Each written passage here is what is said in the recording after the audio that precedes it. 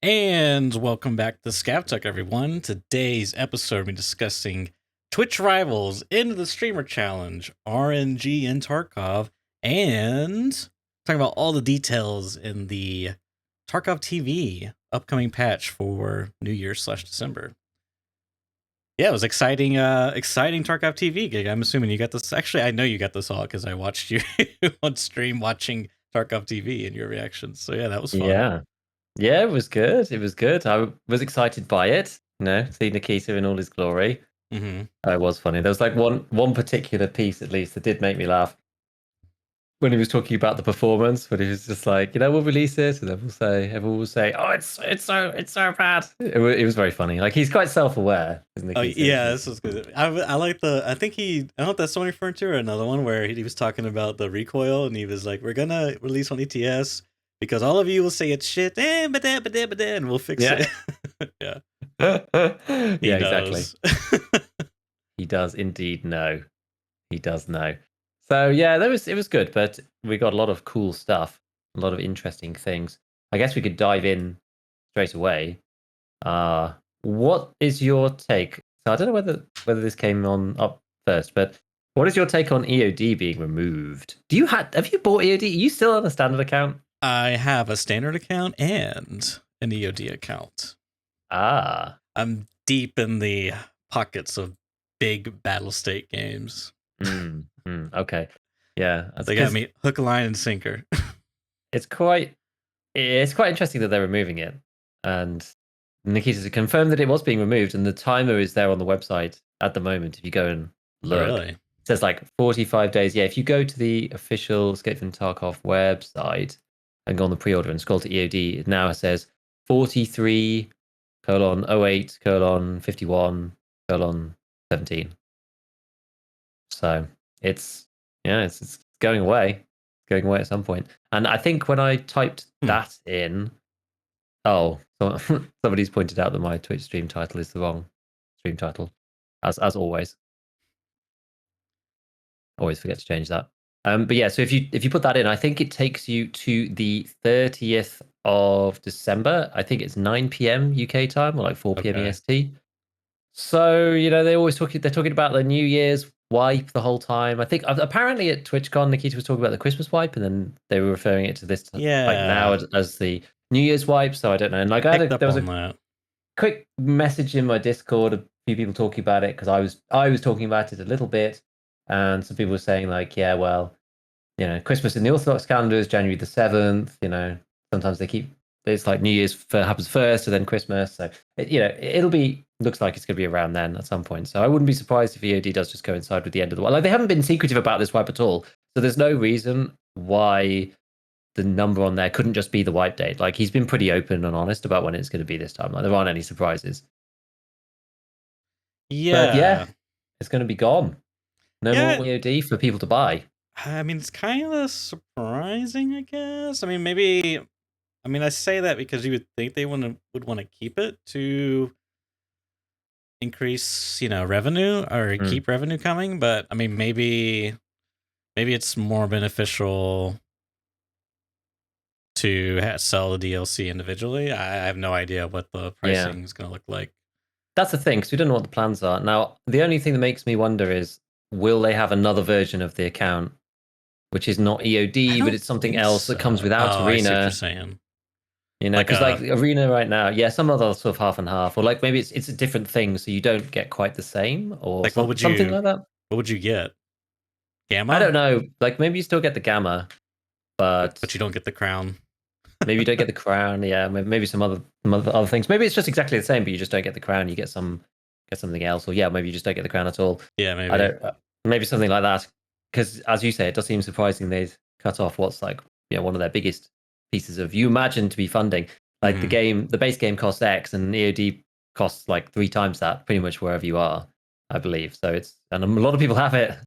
Yeah. So it's a big amount. But yeah, with Arena, like maybe they're changing their mind. And as you say, with DLC, I mean, I don't know what to think about the DLC. I don't really know what that entails particularly. I know they keep saying like it seems to be a catch-all in general, just being like, oh yeah, that's coming as DLC. And it's like, how? There's like certain random features and stuff. And it's like, how can you bring that in as DLC? Like it's either in the game or it isn't. Like you can't Yeah, you what know, was it? There was weird. some like mechanic that was Yeah, it like was like a mechanic. Like I the know, maps I I can't get, I can remember. sort of understand Right, like right. towns, suburbs, whatever, those coming as DLC, that's fine. But it was like it was something I can't remember exactly, but Was it it was like something like customizable rigs? or like body dragging or something that was just like, Yeah. how can that come as DLC? This Unconscious doesn't even states or something. yeah, like yeah, something like that. Where you're just like, how does it even make any sense? You know? It's a downgrade for your gameplay. You if you have the DLC, you get not unconscious, and I guess Or like maybe it's arguably not a downgrade. It's more of a buff. yeah, it's the darkest timeline. You know, you try to go to drag the body, and it's just like, oh, visit the BSG store to to Yeah. go full on Lost Light or you Oh know no, no. mobile game.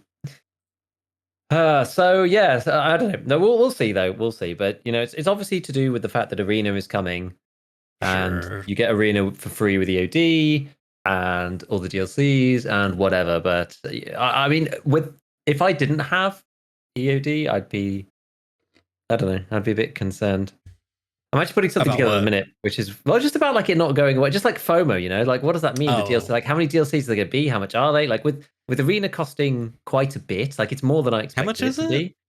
I think when I last checked, it was so the base game here, and they increased the prices of everything because the European version is the expensive one that you can't move. Sorry, you could play it from anywhere.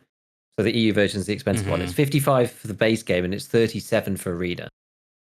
I know they said it was going to be cheaper than the base game, but the base game's still pretty expensive these days. That was euros, by the way. So it's like 55 euros for the base game and 37 for Arena itself, which is like, And yeah, it's quite a lot. it's just where you can launch the game from, right? The IP region thing, address. yeah, supposedly. It's weird. Yeah, But because the US version is cheaper, right? I think the yeah, base it's 35 game, USD. yeah, which is like, you know, euros are worth more than dollars, so it's Right. like it's more euros and euros worth more, so it's a bit strange.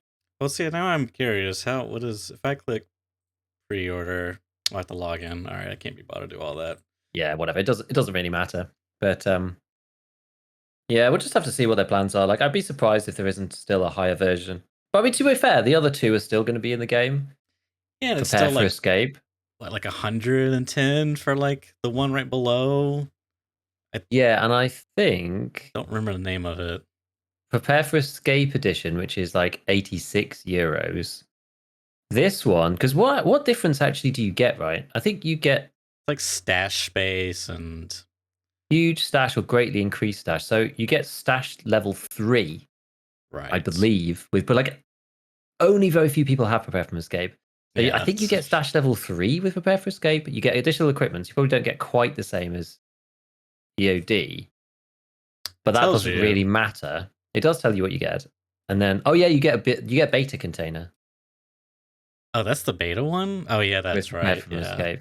And then you get initially good standing with all traders. So, and somebody told me this actually. I didn't realize this until someone actually mentioned it to me. And yes, I can see it here, but I never look at this website after you've bought the game the first time. That you do get the point to rep with all the traders for that version too, which is arguably one of the most important parts.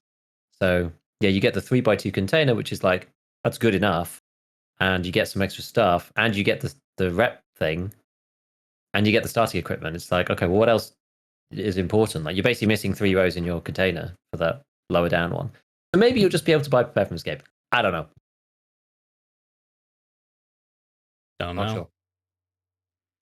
So broadly speaking, Arena is supposed to be releasing early December in waves. We already talked about this before, I think, right? That they're going to prioritize people who had bought EOD or bought Tarkov or had Tarkov for a long time. I think it's EOD was getting priority, and people who'd bought EOD the longest time ago were getting priority, and maybe people who were doing ETS maybe were getting priority.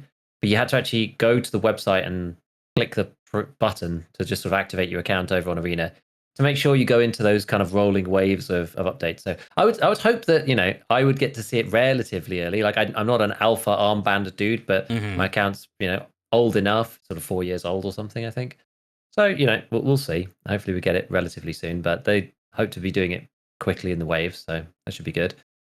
And yeah, supposedly what they've been doing with Tarkov right now, this is just what Nikita was saying right at the start, was that we're seeing these technical patches, and they're mostly looking at this new matchmaker, which is kind of interesting. I presume that this has come from some benefits from Arena's matchmaker. I would imagine.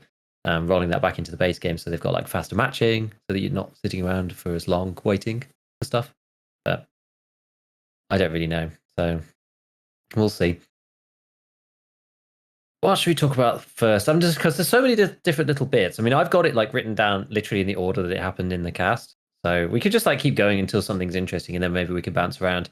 For like general news, Unity 2021 has been scrapped. They're no longer upgrading to Unity 2021. I think that was the version they were going to. Instead, they're leapfrogging all the way to Unity 2023, which is fascinating. Mm-hmm. Who knows what that means? I've got no idea really the impact of that. But I think I watched Nice Guy's recap, and he was like, I'm a bit concerned. Yeah. I mean, I don't know either, but if I was forced to speculate, which I'm not, but I'm going to anyways. Sometimes like if I like when you update like old apps or whatever that are like kind of like obscure, not that Unity engine's obscure, but anyways, sometimes like old tricks or things that you did do not work in the new way that the new app functions, you know? So I don't know. Yeah. It could be nothing, it could be something, but I don't even know what Unity 2023 brings. I know 2021 was like the big feature. I think it was 2021 was high definition render pipeline or HDR, whatever it's called, acronym, but who knows? It could be good. Probably will have some issues at the start, but yeah, we'll see. Yeah, we'll see. I do remember I have this little, or had this little utility, and all it did was just allowed you to schedule putting your PC to sleep, to turn it off, like restart, all that kind of stuff. Because that's actually kind of annoying to do without a third-party program on Windows. And I used to do stuff like, you got like a video uploading, or you're running an encode or something, right? And it's going to take a certain amount of time, and then I'm like, well, I'll go to bed, and then I'll get my computer to like sleep automatically. Then it was. I tried to load it up on Windows 10, and it was kind of like, oh, this is not really compatible. I don't know. And then one day it just like ceased to function. Oh no! just wouldn't open anymore. I'm just like, rip, turn off, master. I used it for like 10 years or something, and then like moved it from I couldn't even find the download last time I tried to find it. It was just like gone from the internet. So I had to like find another one. But yeah, it's R.I.P. It's wild. R.I.P. Indeed. It does happen though. So yeah, that's that. The first really interesting thing that they showed, which is cool, is the brand new map. What did you think about the look of Ground Zero? Ground Zero? Ground Zero, where the story supposedly begins in the 1.0, the ruined building of Terror Group. So what are we? Are we confirmed to be like Terror Group, lab rats or something? I don't know, then released accidentally into the wild. Yeah. Why else would you start at the Terror Group HQ? I think you were saying on your cast that are we like some secret Terror Group projects, experiments, clones, whatever, genetically modified super soldiers, who knows? Yeah. But... yeah. I mean, yeah, in fairness, maybe it was just like, because USEC was supposed to be protecting the Terror Group assets. So maybe you were just like positioned there, and then the whole thing goes down, and like you're like, well, got to make my way now because communications be cut off. Or maybe you're told like, oh, just leave as soon as physically possible, abandon the assets, whatever, and then you get stuck. Yeah, who knows? I mean, it could have been parts of streets that they wanted to incorporate. Instead, they chose this route. I mean, I who knows? I have no idea. I will say my favorite tagline of all time was like streets at home, or like low end spec user streets, potato PC streets. Yeah, I think because Nikita said that himself, didn't he? He said he was like, oh, if you don't have a NASA PC to run streets, then you could just play Ground Zero instead, which is like really funny. But it looks pretty cool. Yeah, I'm like kind of caught off guard that this was coming. I mean, they like talked about it a couple of Tarkov TV casts prior, having like some beginner map and it being like sectioned off for only certain levels or whatever, and like a starting map, like you only start here or something. You go through streets or whatever, and you unlock the map, something like this. But it seems like they got something. I mean, obviously they got the map looking pretty much finished from what I mean. Who knows how much more they got to do? I can't imagine that much more. But it seems like they got an idea of what they want to do for that beginner map and how that's going to function. Because I think he said, what, like 1 through 15, or maybe 1 through 10, or 1 through 20, something like this. Yeah, he Only said those players could access the map, I think was how he pitched it. exactly. So he said 1 to 15 or 1 to 20 that they hadn't quite decided, I think was the way he put it. Now, again, from the nice guy video, he was like, they should do 15. That's if the what flea I'm stays at leaning. 15, they Right, should yeah. do 15. And that's what I think is very strongly. Like, if they change the flea and they change the level for the flea, they should just move the beginner map in lockstep with the Right. flea. Like, the flea is such a step change in power between, Yeah. hard playing Tarkov on hardcore mode Mhm. versus playing Tarkov on, easy mode relatively. Right. It's so different. So yeah, I think they should keep it to 15 if they're going to keep the fleet at 15, which I mean, I don't see why they would change it really. Like they've fiddled around with it before, and 15 seems to be a good middle ground at least. The map itself looks kind of cool. Like I'm a little bit sad that the skyscrapers section of streets is this, and that it's like the newbie map. I guess it's fine. I guess it doesn't really matter. But like you've got the video there, and then there's the map as well, which they have released already. So this is the classic in-game map, and it actually has the exits drawn on the map. It's is the BSG new first. map. Yeah, it's even got numbers I'm seeing here on different buildings. I don't know. Yeah. I wonder if those are like loot boxes. No way. Like weapon crates and such. I'm not really sure because I'd be shocked. Each section is for each build. Each one is for each building. I thought maybe it was like spawns or something, but I don't really know. I don't know because you've got how many buildings are there? So you've got Elemental Global in the bottom, Skyside, Fusion, Capital Insight, Nakatani, Empire, and Terra Group building itself. It doesn't look particularly large from what we've seen, which Nikita said that means a lot of people will be able to play it without having a supercomputer. The one funny thing about this though, and I immediately wrote this on Twitter actually myself, which was I was just like, oh, I can't wait to just abuse Timmy's as player scav, because they said that player scavs of any level are going to be able to queue into that map. Yeah, it's a little. I don't know. I mean, maybe it's necessary because then, on one hand, if you have, because I don't really know. Did he say like you can only play this map 1 through 15, or you have access? Oh, okay. So you're hard locked. So yeah, they probably do want players. Like it would kind of suck to buy Tarkov, boot it up, 3-4 months late into wipe, and then you go to the new player map and it's like semi ghost town. Like it's probably not gonna be like that, but you know what I mean. Like I guess they want to. I could see an argument being made that hey, we want slots to be filled on this beginner map to get them accustomed to player scav mechanics and whatnot. I would just hope that they sort of limit the number so it's not just inundated. That would be okay. If there's only a couple, then it might be all right. Because it'd be hard to find PMCs, and then there won't be any loot anyway, so you'll just kind of get bored and not go there, I think. There's one idea that's been bandied around, and I can see people talk about it in chat as well, actually, which I kind of subscribe to, which is just to have 2 queues. So after level 15 or 20, you just go into the gen pop queue. There's after that, it becomes a normal map, and you can queue in with level 40s or whatever. Oh, yeah, that's not a bad idea. I think that makes more sense because then you don't. It seems pretty. Then you're not just hard locked out of the map. It's a bit sad to have a map that then you just can't play afterwards. Well, my plan is, I'm an early wipe enjoyer. Yeah. So, depending on what comes of this wipe, we'll see. But I think I'm going to spend as much time as possible on the new map, specifically as PMC. So I might just throw, just suicide.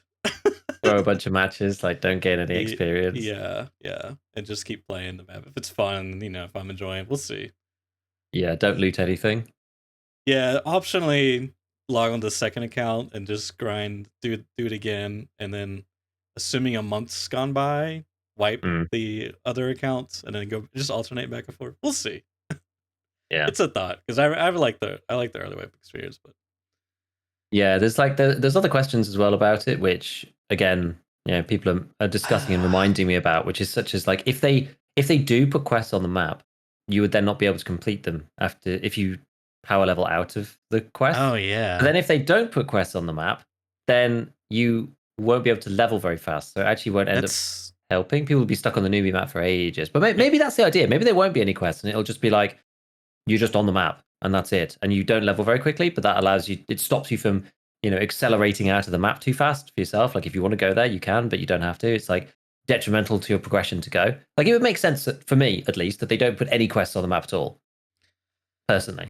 Well, you say that, but I mean, when we think about the, therapist's first quest is Salewa's, and then Prapper is like 2 shotguns and scav kills. Well, I guess it doesn't matter then, yeah. But I mean, as you progress, you start getting like custom specific quests, because I think Skier's one that's you just need the armor and a Taz. You can't unlock Jaeger until you reach level 15. Basically, until you're off the map, you can't unlock Jaeger. So all of his quests are locked. Mechanic, that kind of makes Mechanic dead, or you could do Gunsmith 1, but can you do Gunsmith 2 and 3, or is that after introduction? I forget how that works. I think it's kind of a weird but tree. I think you have to have done. Well, you have to complete Gunsmith 1. Gunsmith 1 is actually quite hard. Is that the gate? I think so, because you have to accept introduction, then you get Gunsmith 1. Then I don't think you need to do introduction to get Gunsmith 2. I don't think. God, trying to be able to see this on the video feed, but where is it's Jaeger? Should show you that, yeah. Skier, Prapper, like Mechanic, Gunsmith 1. Okay, yeah. And then it's Farming 1 after gun. Okay. And Farming 1's like what? Just turn-ins. Farming 2 is. Or is Farming 1 the factory quest? Yeah. Is that it? Is that what Farming 1 is? Is that the tool sets one? I think it is. That's what I'm thinking. Let's see here. Just do.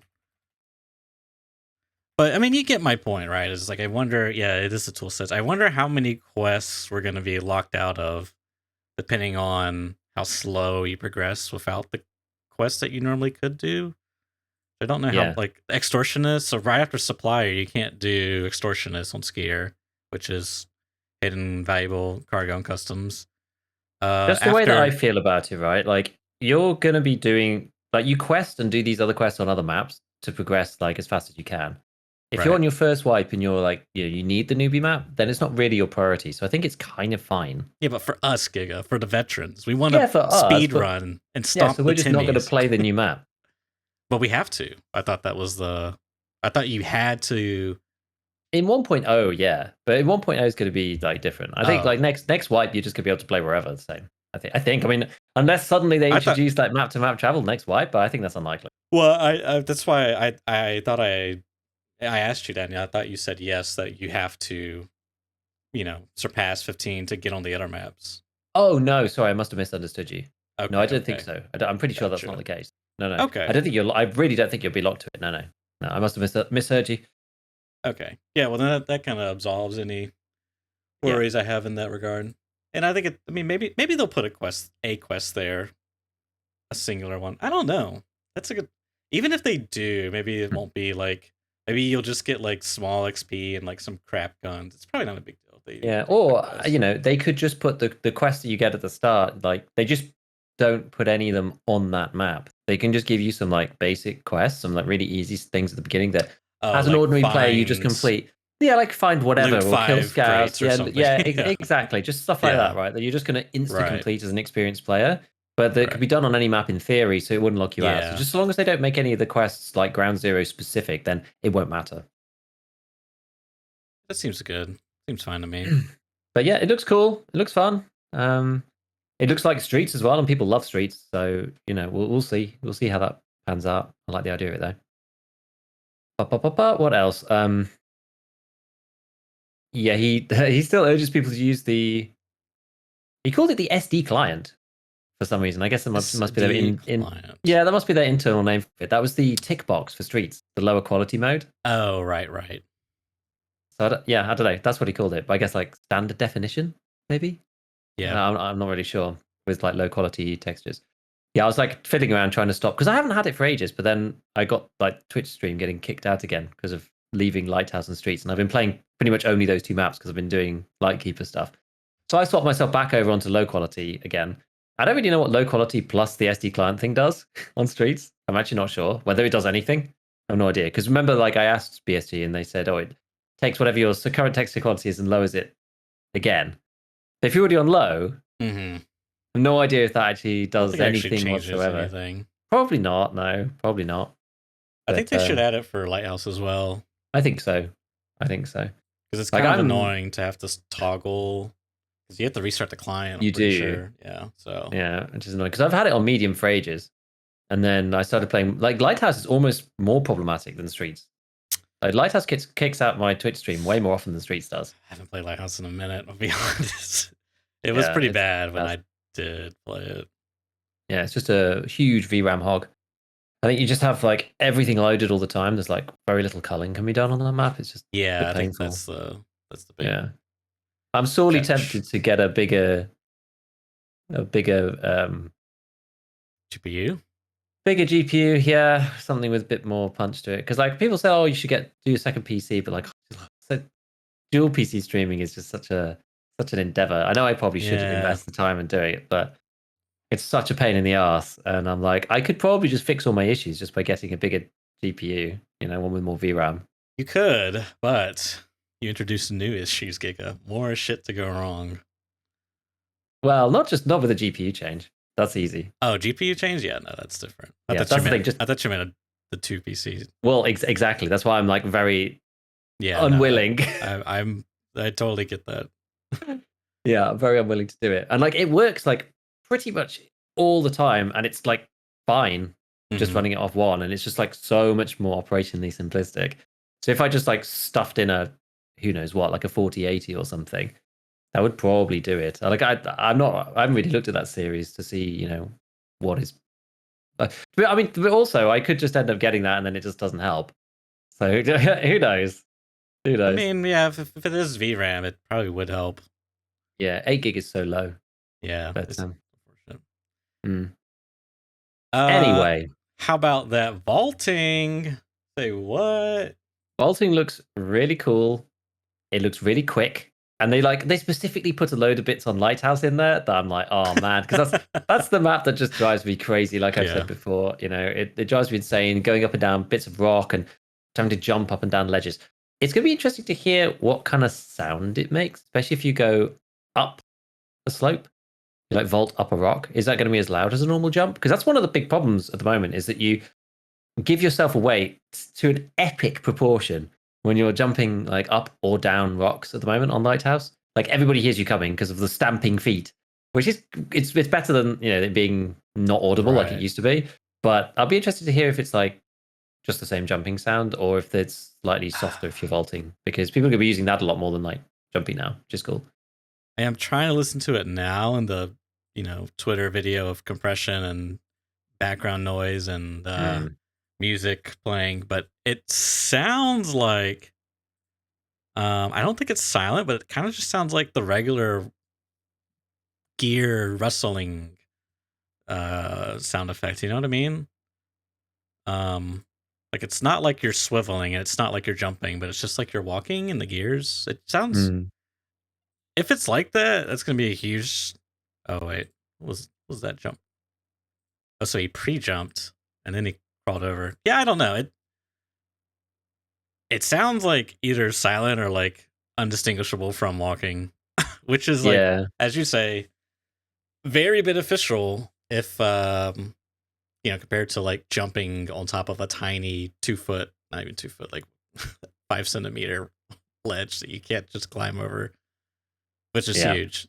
And the other thing I wonder is, are you going to be able to like? I guess she would. Like, there's like these like weird. Okay, yeah, he just kind of like crawls up that. I guess he walks up that. Sometimes there's like ledges where, they're not like I wonder if it's gonna activate on. Yeah, I don't know. I'm very intrigued by how it's gonna actually function. Yeah, the one thing that I really hope they do is do what PUBG did when they introduced vaulting, which is a million years ago in like prehistoric history at this point, but. When PUBG introduced vaulting, they have and I think like Call of Duty's now like this as well. I can't really remember. I'm not an expert, but you have like 2 separate keys, one for jump, one for vault. Maybe you do like I don't know. You could do it like with a modifier key in Tarkov, I suppose, as well, if the key binds are done in the right way. Just whining about how they don't have a modifier key in Tarkov. I would love a global modifier key. But yeah, because then you can decide whether to jump or to vault. Because as I said, that's what PUBG has, and that makes it's just better. Because sometimes if you're right next to the thing, sometimes you want to just jump to see over. You don't want to vault over, right? And if it's a global kind of one size fits all thing, it's going to be annoying. So I hope that those two commands are like segregated or separated, or you can like rebind them, or you can keep them together if you want to, right? That would be the way that I would hope that they do it. So we'll see about that. I'm gonna guess that it's gonna be like double click space as the default keybind. No. That would be my guess. Latency on jump. No, then we'll have to rebind it. Yeah, of course we'll have to rebind it. When we were watching the cast, loads of people were just like, I could see another Giga press release keybind coming in. Dude, I switched to hold ADS, which is like mouse 2 or like away from toggle. And it broke some of my keybinds. Like I used to do mouse 2 plus mouse 4 to like toggle scope or like switch the sights. I can't remember which one it was. But since you're activating the hold function, it won't register when I press mouse 4. Like it just and I've tried it on different keys. It's like doesn't matter. It's just because hold's active, it won't. It's a dead key essentially. So it's I would just love a global. Like I really don't like the press and release and the double tap. Like it's okay, but like a global modifier would just like solve so many. Like Dota 2. I mean, I love the. Once I learned about that, I was like, oh wow, this like makes keybind management so much more reasonable.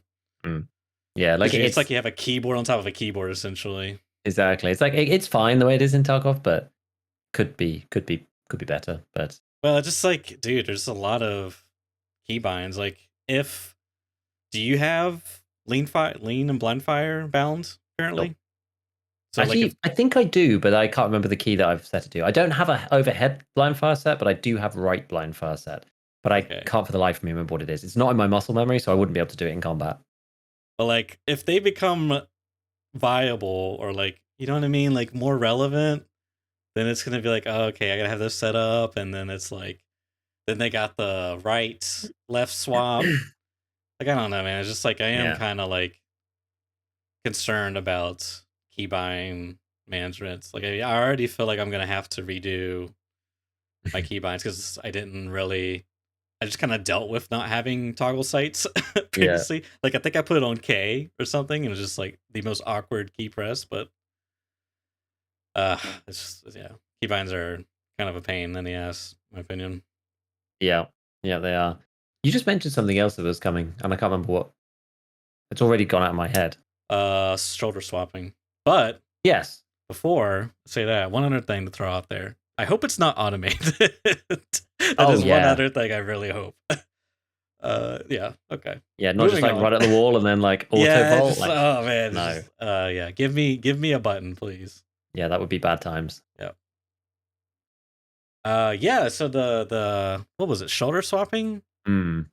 Was here we go. This is a multi-video. It was part of the Recoil one, wasn't it? So they did it together with like the new Recoil changes, or at least like the next wave of like the Recoil changes that they're doing.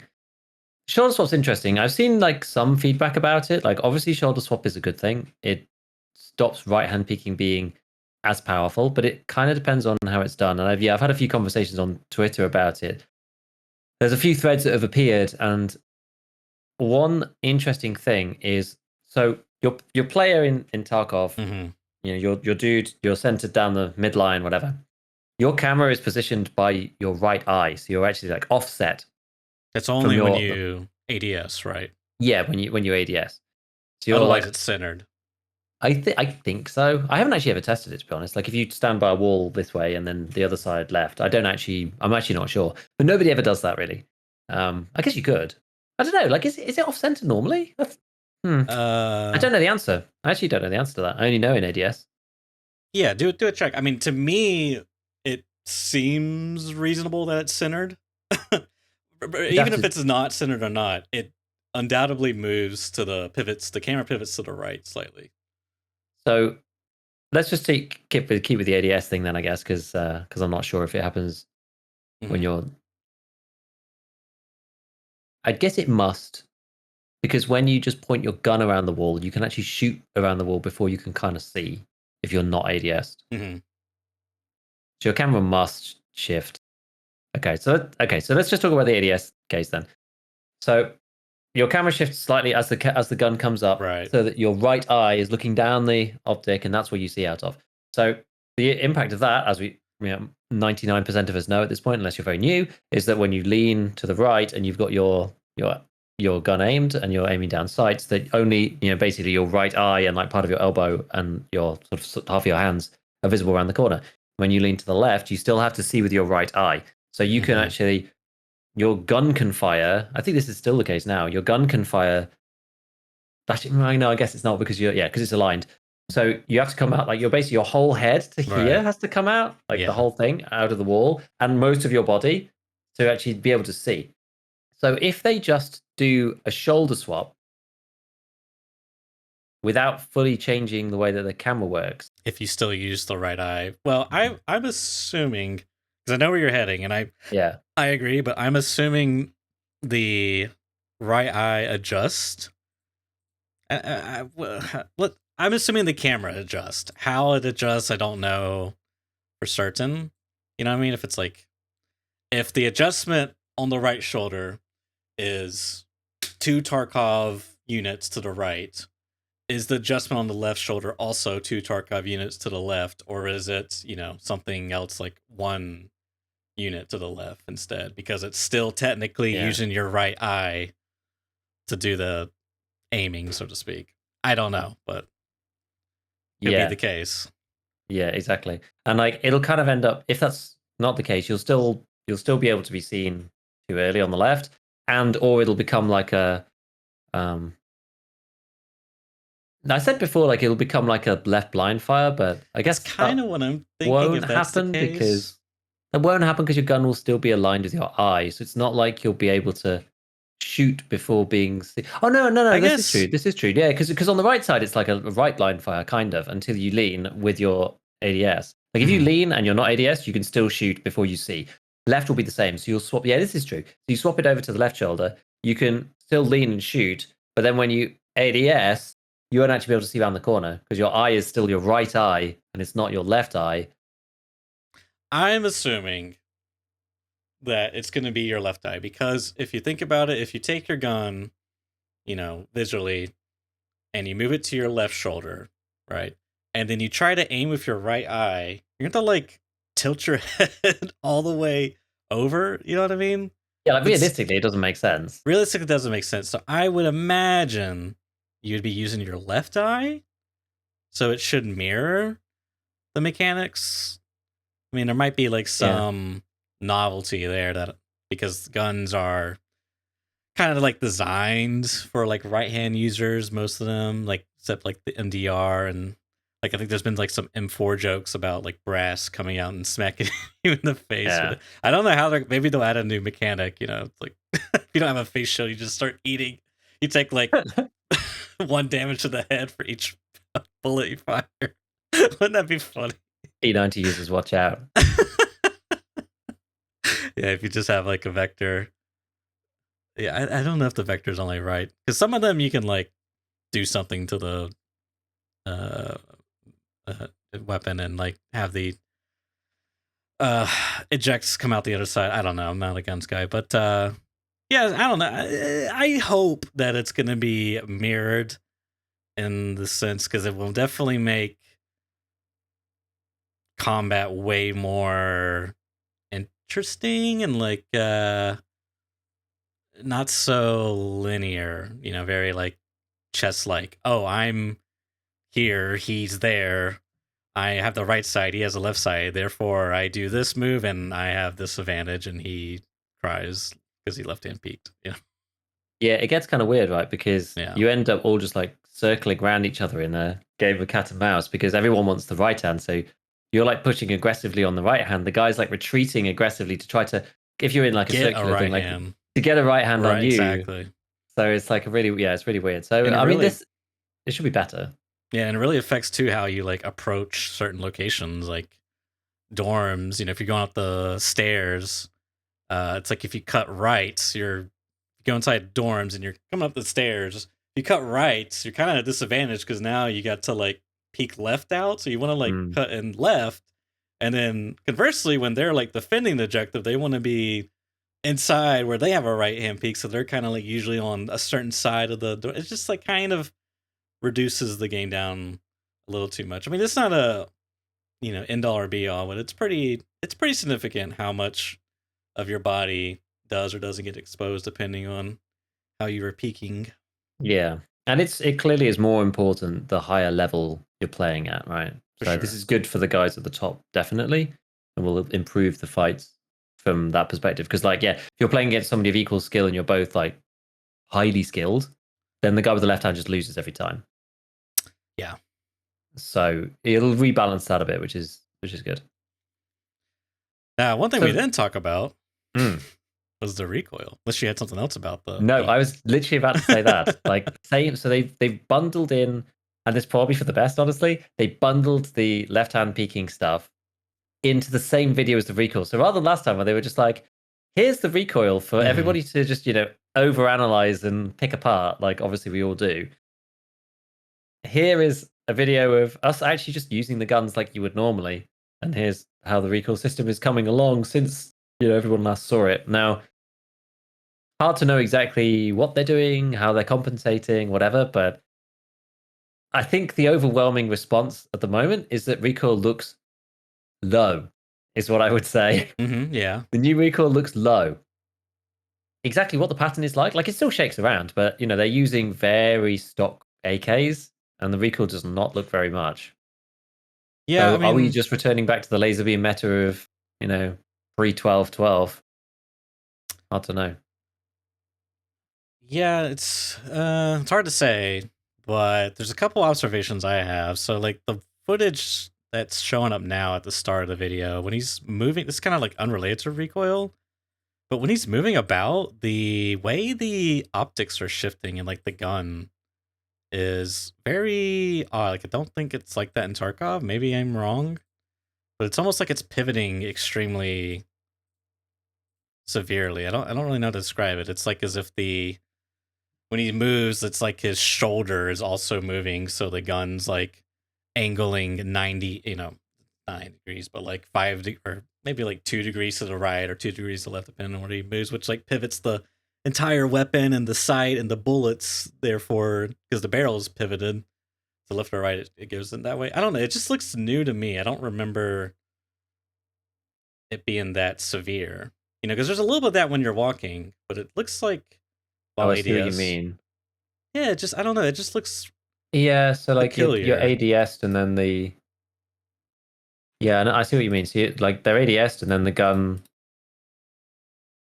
the actual reticle like floats more to the edges of the optic. Yeah, but it's almost like if you look at the entire, it's like his gun eye moves left or right. Yeah, it's like his head doesn't move, but like the actual physical gun, moves, but also like pivots slightly, which is weird.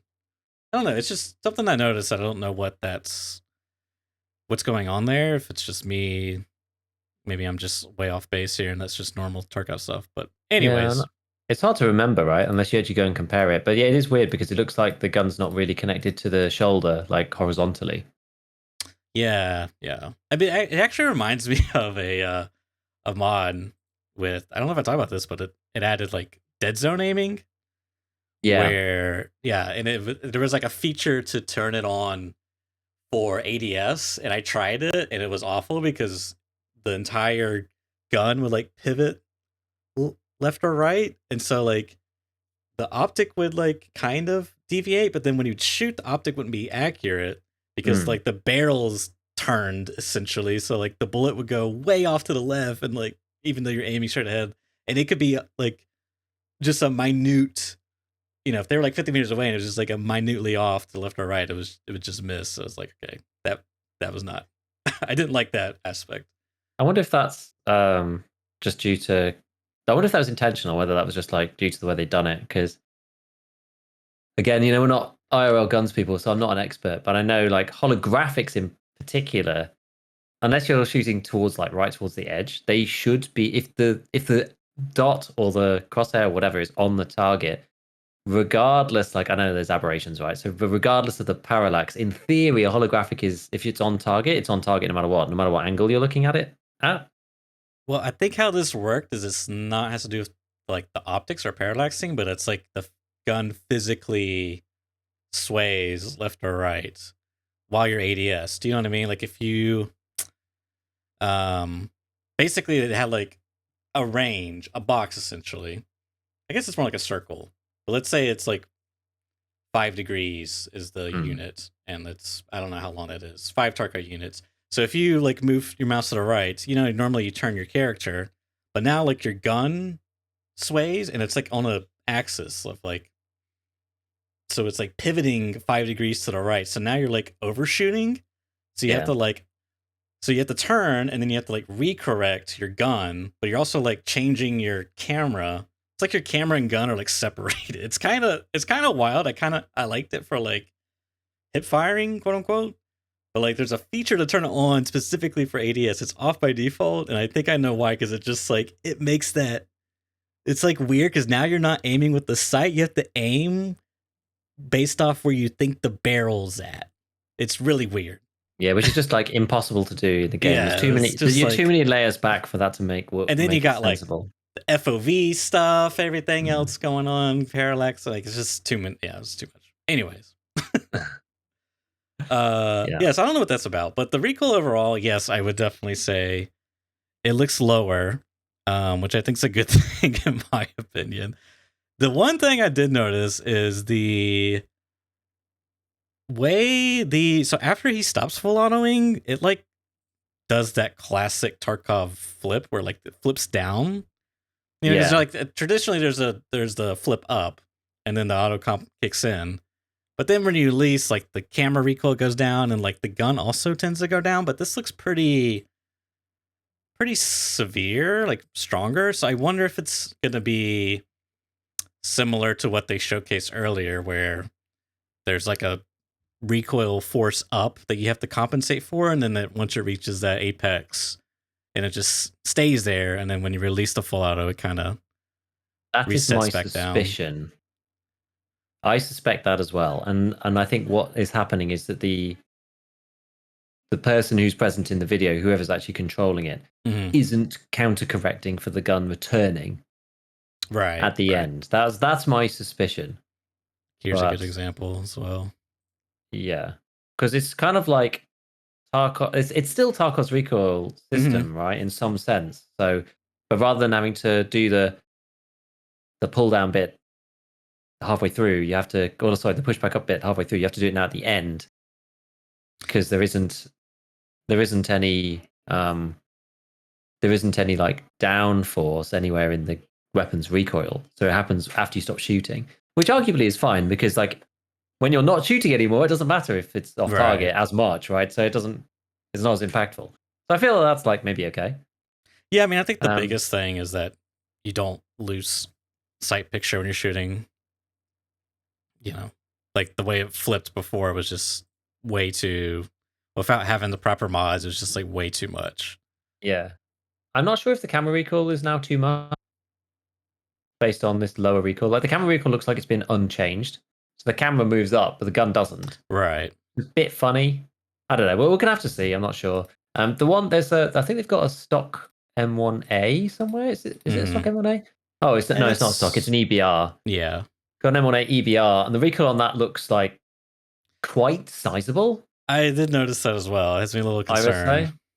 Well, maybe.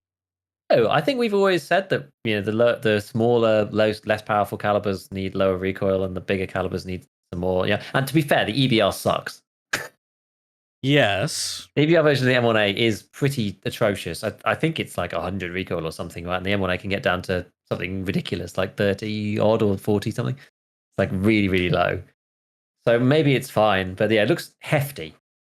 Well, my concern is not that it's hefty per se, but that it's the only real single fire demonstration we're getting, and the way the gun is like pivoting, like pivots up and then resets and then pivots up and resets. That has me concerned that that's also the behavior you're going to get on on like the AK, for example, or a single shot. Yeah, I was hoping that wouldn't be the case. Yeah, I agree actually. Which makes it may not be right. That just but if it's the case, it kind of makes single fire not feel that great in general. Yeah. What about the pistol?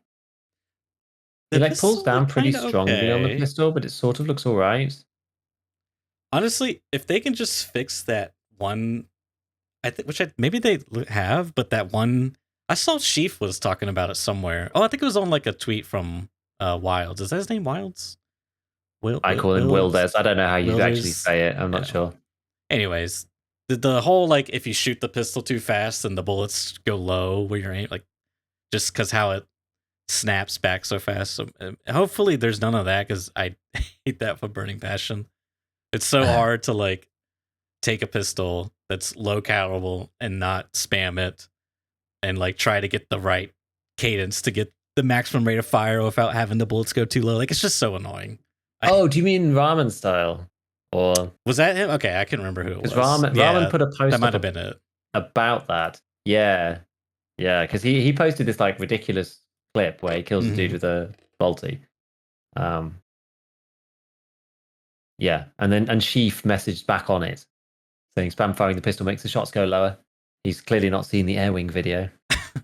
Well, it's weird too because it's like inconsistent. Like if it was consistent, they went lower, then like fine, maybe you could like work with it. But because it's dependent on how fast you are clicking the mouse, it's a hot mess.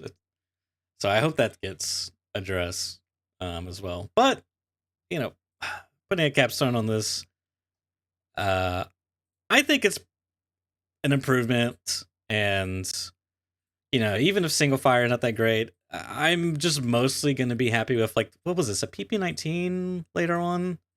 It looks pretty low recoil. I mean, I'm a little, because he does like burst, and the gun kind of does the whole like resetting thing, which is just kind of annoying. But the main thing for me is like I can see what I'm shooting at when I fire my bullets. I fire the gun. That's like that's all that's like, I don't want to say that's all I wanted, but that's like one of the most important things for me. It's kind of interesting because when he does the burst fire with the PP19, it's like it still sort of does, like it looks like we saw in the little trailer kind of, because like the first few bullets you actually see the optic going like and slowly ticking up, and it does reach kind of an apex just underneath the edge of the optic at some point after like shot 3 or 4 or whatever. But it gradually gets there, so rather than just going whoa, kicking up and then coming back down, it's like more of a ticking up, which I think is much better, right? Because you're not going to get those weird situations where it's suddenly just you try to shoot with a canted or something and it's just like you press the button, the reticle is just nowhere to be seen. Oh yeah, classic, classic canted gaming. Let's see. Reserving judgment. I want to playtest it though. I just thought that's the thing. It's just important to playtest it. He said it's coming to ETS. That's right. So let's look forward to that. Yeah, I'm kind of curious. What they did on the back end. I'm curious to know, because it seems like I don't know. I wonder if they did scrap. Maybe they did like a hybrid. I don't know. Too much speculation. I'm not sure. So yeah, what's next? Probably Armor. Armor? Oh no. Oh no. Probably Armor. Where's it at? I don't know if I have a slide for it. There's not that much different about Armor. They've got it. Yeah, they've got it on the main page. It was between recoil and above vaulting. But there's not too much that we didn't know. It's just a little bit of an extra thing. So they said that helmets are getting separated hitboxes as well, which I mean is fine. That's okay by me. I don't really mind that. So you're like top and nape are 2 separate parts. We're still to see whether you can repair these things separately or not. So I don't really know what that means for a helmet, to be honest. I guess you'll be able to repair the helmet wholesale. I don't know whether if it's not a plate, I don't know whether you'll get the option to repair like each individual piece. Yeah, I don't know. I want to. Do you have a screenshot of the armor from this slide? I had one somewhere, but I don't know. Do you have the video? You've got the video there, haven't you? Yeah, but if I blow it up, it gets too blurry. I think I can maybe just fetch one real quick off the Discord. Anyways, I'm curious about the symbols on the armors. Yeah, because they're the little purple symbols, right, on the Yes. exfil. And then you've got. Here we go. I think the purple symbol means that it's innate to the piece of armor. That's what I was wondering. So there's like the purple. So this is, I mean, we're jumping kind of ahead, but this is from the Thor armor, and there's like, this is from the non-plates stuff, but there's like a purple square in the bottom left, and within that there's like a plate, a light purple plate symbol, and all of this is effectively the, what I guess we would call innate armor or base armor, which it's presumably going to be like aramid, maybe something above that, and I assume you can repair it by the traders. I don't know, but I guess what it is the purple is showing you the quote unquote innate armor, and it's all divvied up like back, chest, left side, right side, neck, shoulder, right shoulder, groin, and then the ones that have the little plate inside are indicating that you can put plates in there. I think. I imagine so. Those slots will just be empty when a plate is not in there. And then you have the separate breakout. Actually, here's the slide. Yeah, so later on in the video, they do show some different things. So with the 6B13, at least, when they are highlighting over the purple pieces, it says, neck bulletproof insert, class 2 aramid, 7 out of 7, built-in armor components cannot be changed. Is the mouse over for that. Whereas for the main plates, it says, front plate, 6B12 front plate, that's going to be its own item. And then the same thing for the helmet. So the helmet that they were using was the exfil, and they've got the top thing, and it says hybrid composite materials, armor class 4, 20 out of 20 built-in armor components cannot be changed. So again, I think those purple parts are the innate sort of armor's like base protection, whatever that might be. So it looks like helmets probably aren't really changing all that much. You've just got whatever the class they used to have, but now they're split up between the different hitboxes. Like front and back. Or I guess top and back in this case. Like top. Yeah, exactly. Top, neck, ears, like the usual head hitboxes. I don't know whether like neck is now part of the, because it's a head hitbox, I suppose, but it's probably part of the armor. Yes. Not sure. I don't know. Maybe maybe neck is still thorax, but I mean neck. Maybe you'll get. I mean, are they going to change it on the health pool then? I don't know. I don't. Is neck part of the thorax or part of the head? That's a good question. I would hope if you get shot in the neck, you're probably dead. Yeah, I would hope it's thorax. Me too, because that keeps it the same as it is now. Mm-hmm. But maybe they'll have like a 15 HP neck.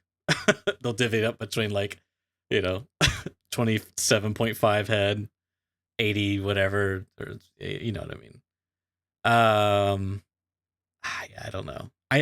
What do you think about splitting this up? Because previously it was 40 durability, right? The Team Wendy helmet. Yes. So now it's 20 on the top region and then 20 on the back. Yeah. For simplicity's sake, let's assume that the surface area is equivalent to each other. I don't think for helmets that it makes really any difference. Because it's... And you know what? For helmets, you could probably argue that it's actually a net benefit. Because you only ever really care about the first shot. Yeah, that's true. For a helmet. Because that's the one that you have the maximum durability for. After your Wendy helmet or your TC2002 or whatever it might be, ULAC gets shot once now, it's then rated under class 4, so it's probably going to get penned. Whereas having two separate plates means if someone shoots you in the nape and you get shot in the nape again, you're going to be dead in both cases. But if someone shoots you in the nape and then they shoot you in the top and they're using 5.6A1, you've actually then got two 50-50 rolls. Yeah. As opposed to a 50 and then a 30 or something. So I think that's actually probably better because it's so break pointy, because it's like literally one or two shots for the helmet. Where it's worse is where we've talked previously about the actual armors themselves. Don't know, what do they say on the plate? So the plate is armor steel. Yeah, so the front plate of the 6B13 is armor steel 60. Now, assuming that they don't change anything, that's not that much durability, really. Well, I guess it kind of is. It's sort of okay, but it depends. Like especially the ones at the sides, the 20 durability, that is not a lot for class 4 with armor steel. Armor Yeah. steel's destructibility figure is like 0.7 or something. Let me just pull it up.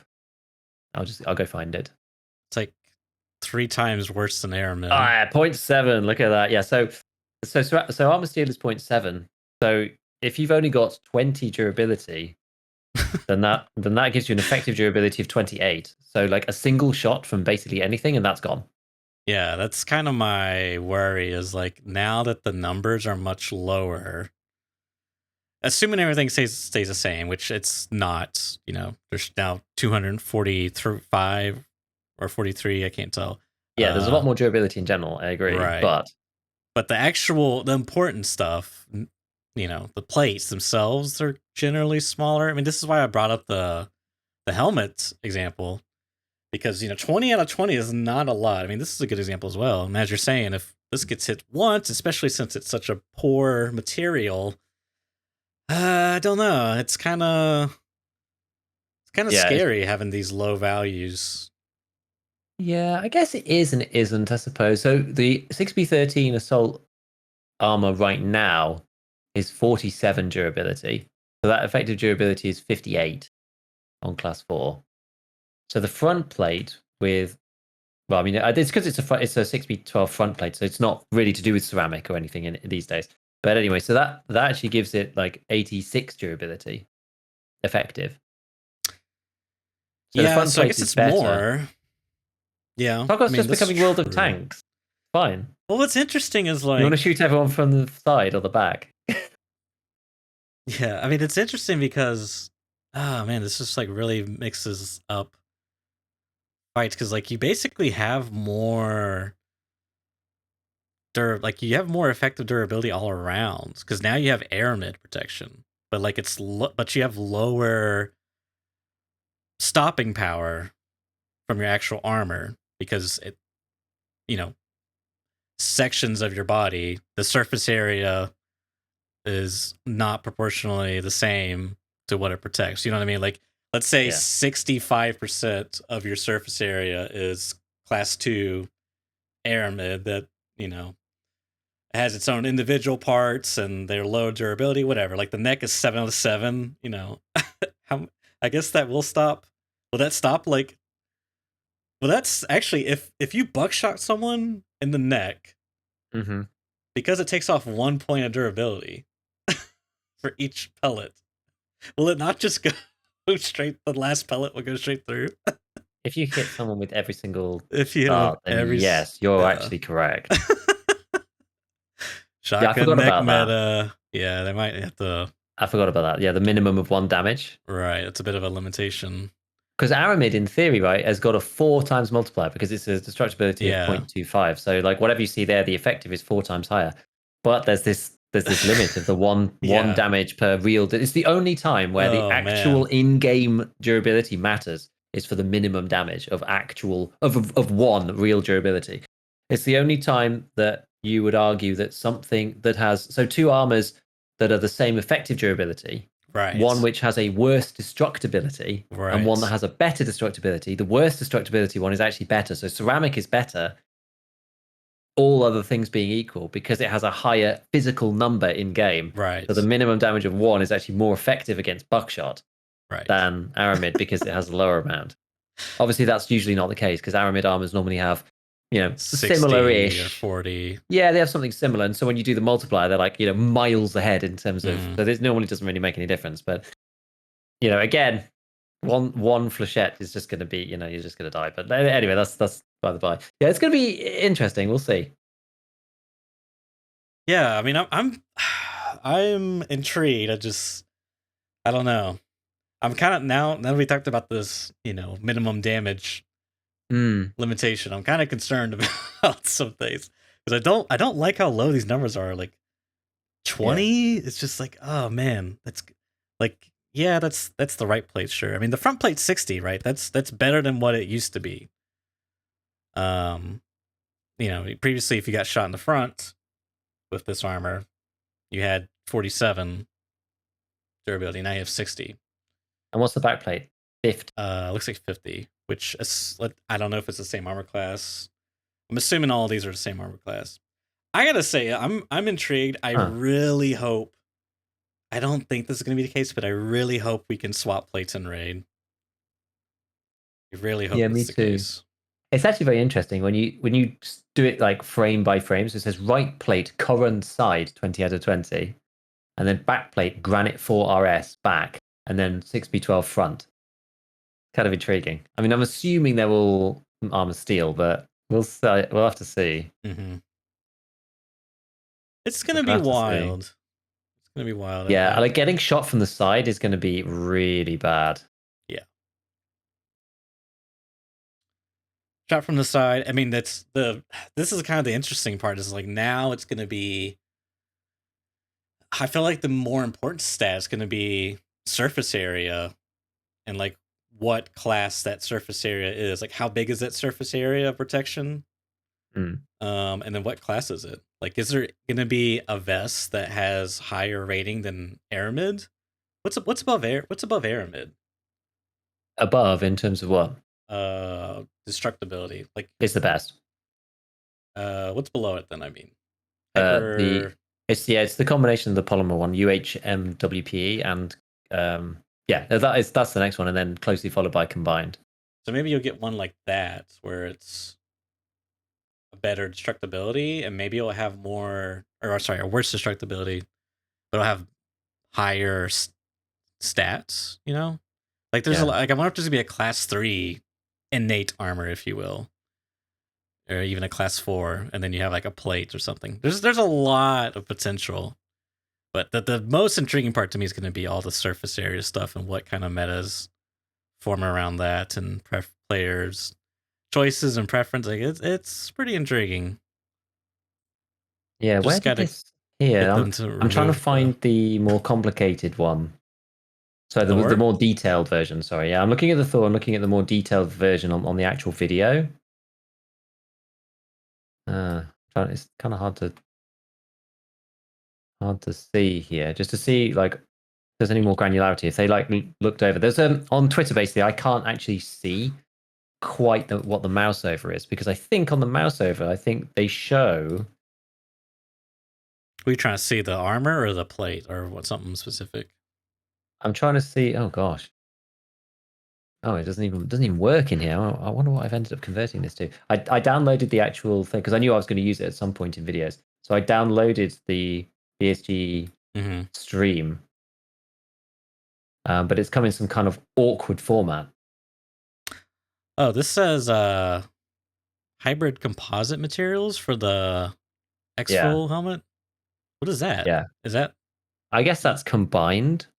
Yeah. What's the exfil right now? Question. Let's have a look. Right now it is. Yeah, it's combined materials. So I guess they've just kept that the same.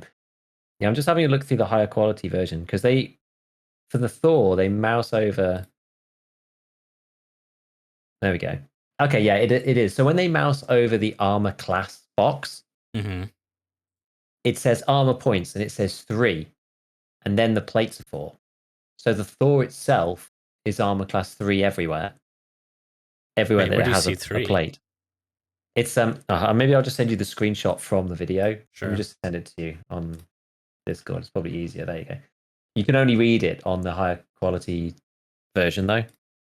It's in armor points. There's a little menu and there's 2 little like grey tablets, but with the Twitter in quality, you just can't see it. Where am I looking exactly? So you see where the mouse cursor is? The little menu that's popped up. It says armor points, and then it says 3 in that little grey thing, and it says back, chest, side, blah, blah, blah. And then under that it says 4, front, back, left, right. Oh, so this is kind of what we suspected. That's interesting. This one's 3. It looks like The crappier armors are going to be 2 all over. The good armors are going to be 3 all over. Because 3 all over is actually not going to be that bad. So the best armor is probably going to be 3 everywhere in the highest like coverage with the lowest weight with the highest number of plates available, you would think. Surely there'd be nothing like that. It's like yeah, but yeah, I mean that you would want all those things, but surely they won't give you all those things, right? Yeah, because this thing's like, well, the offset to this, right, is that this is 18 kilos to have all this stuff on it. Plus the turn speed. Yeah, modify, and I'm assuming that the armor has its own turn speed, and then the plates, like the armor has its own penalties, and then based off, I think there was a screen, somewhere in here they were looking at a plate. Yeah, and I think it probably does, doesn't it?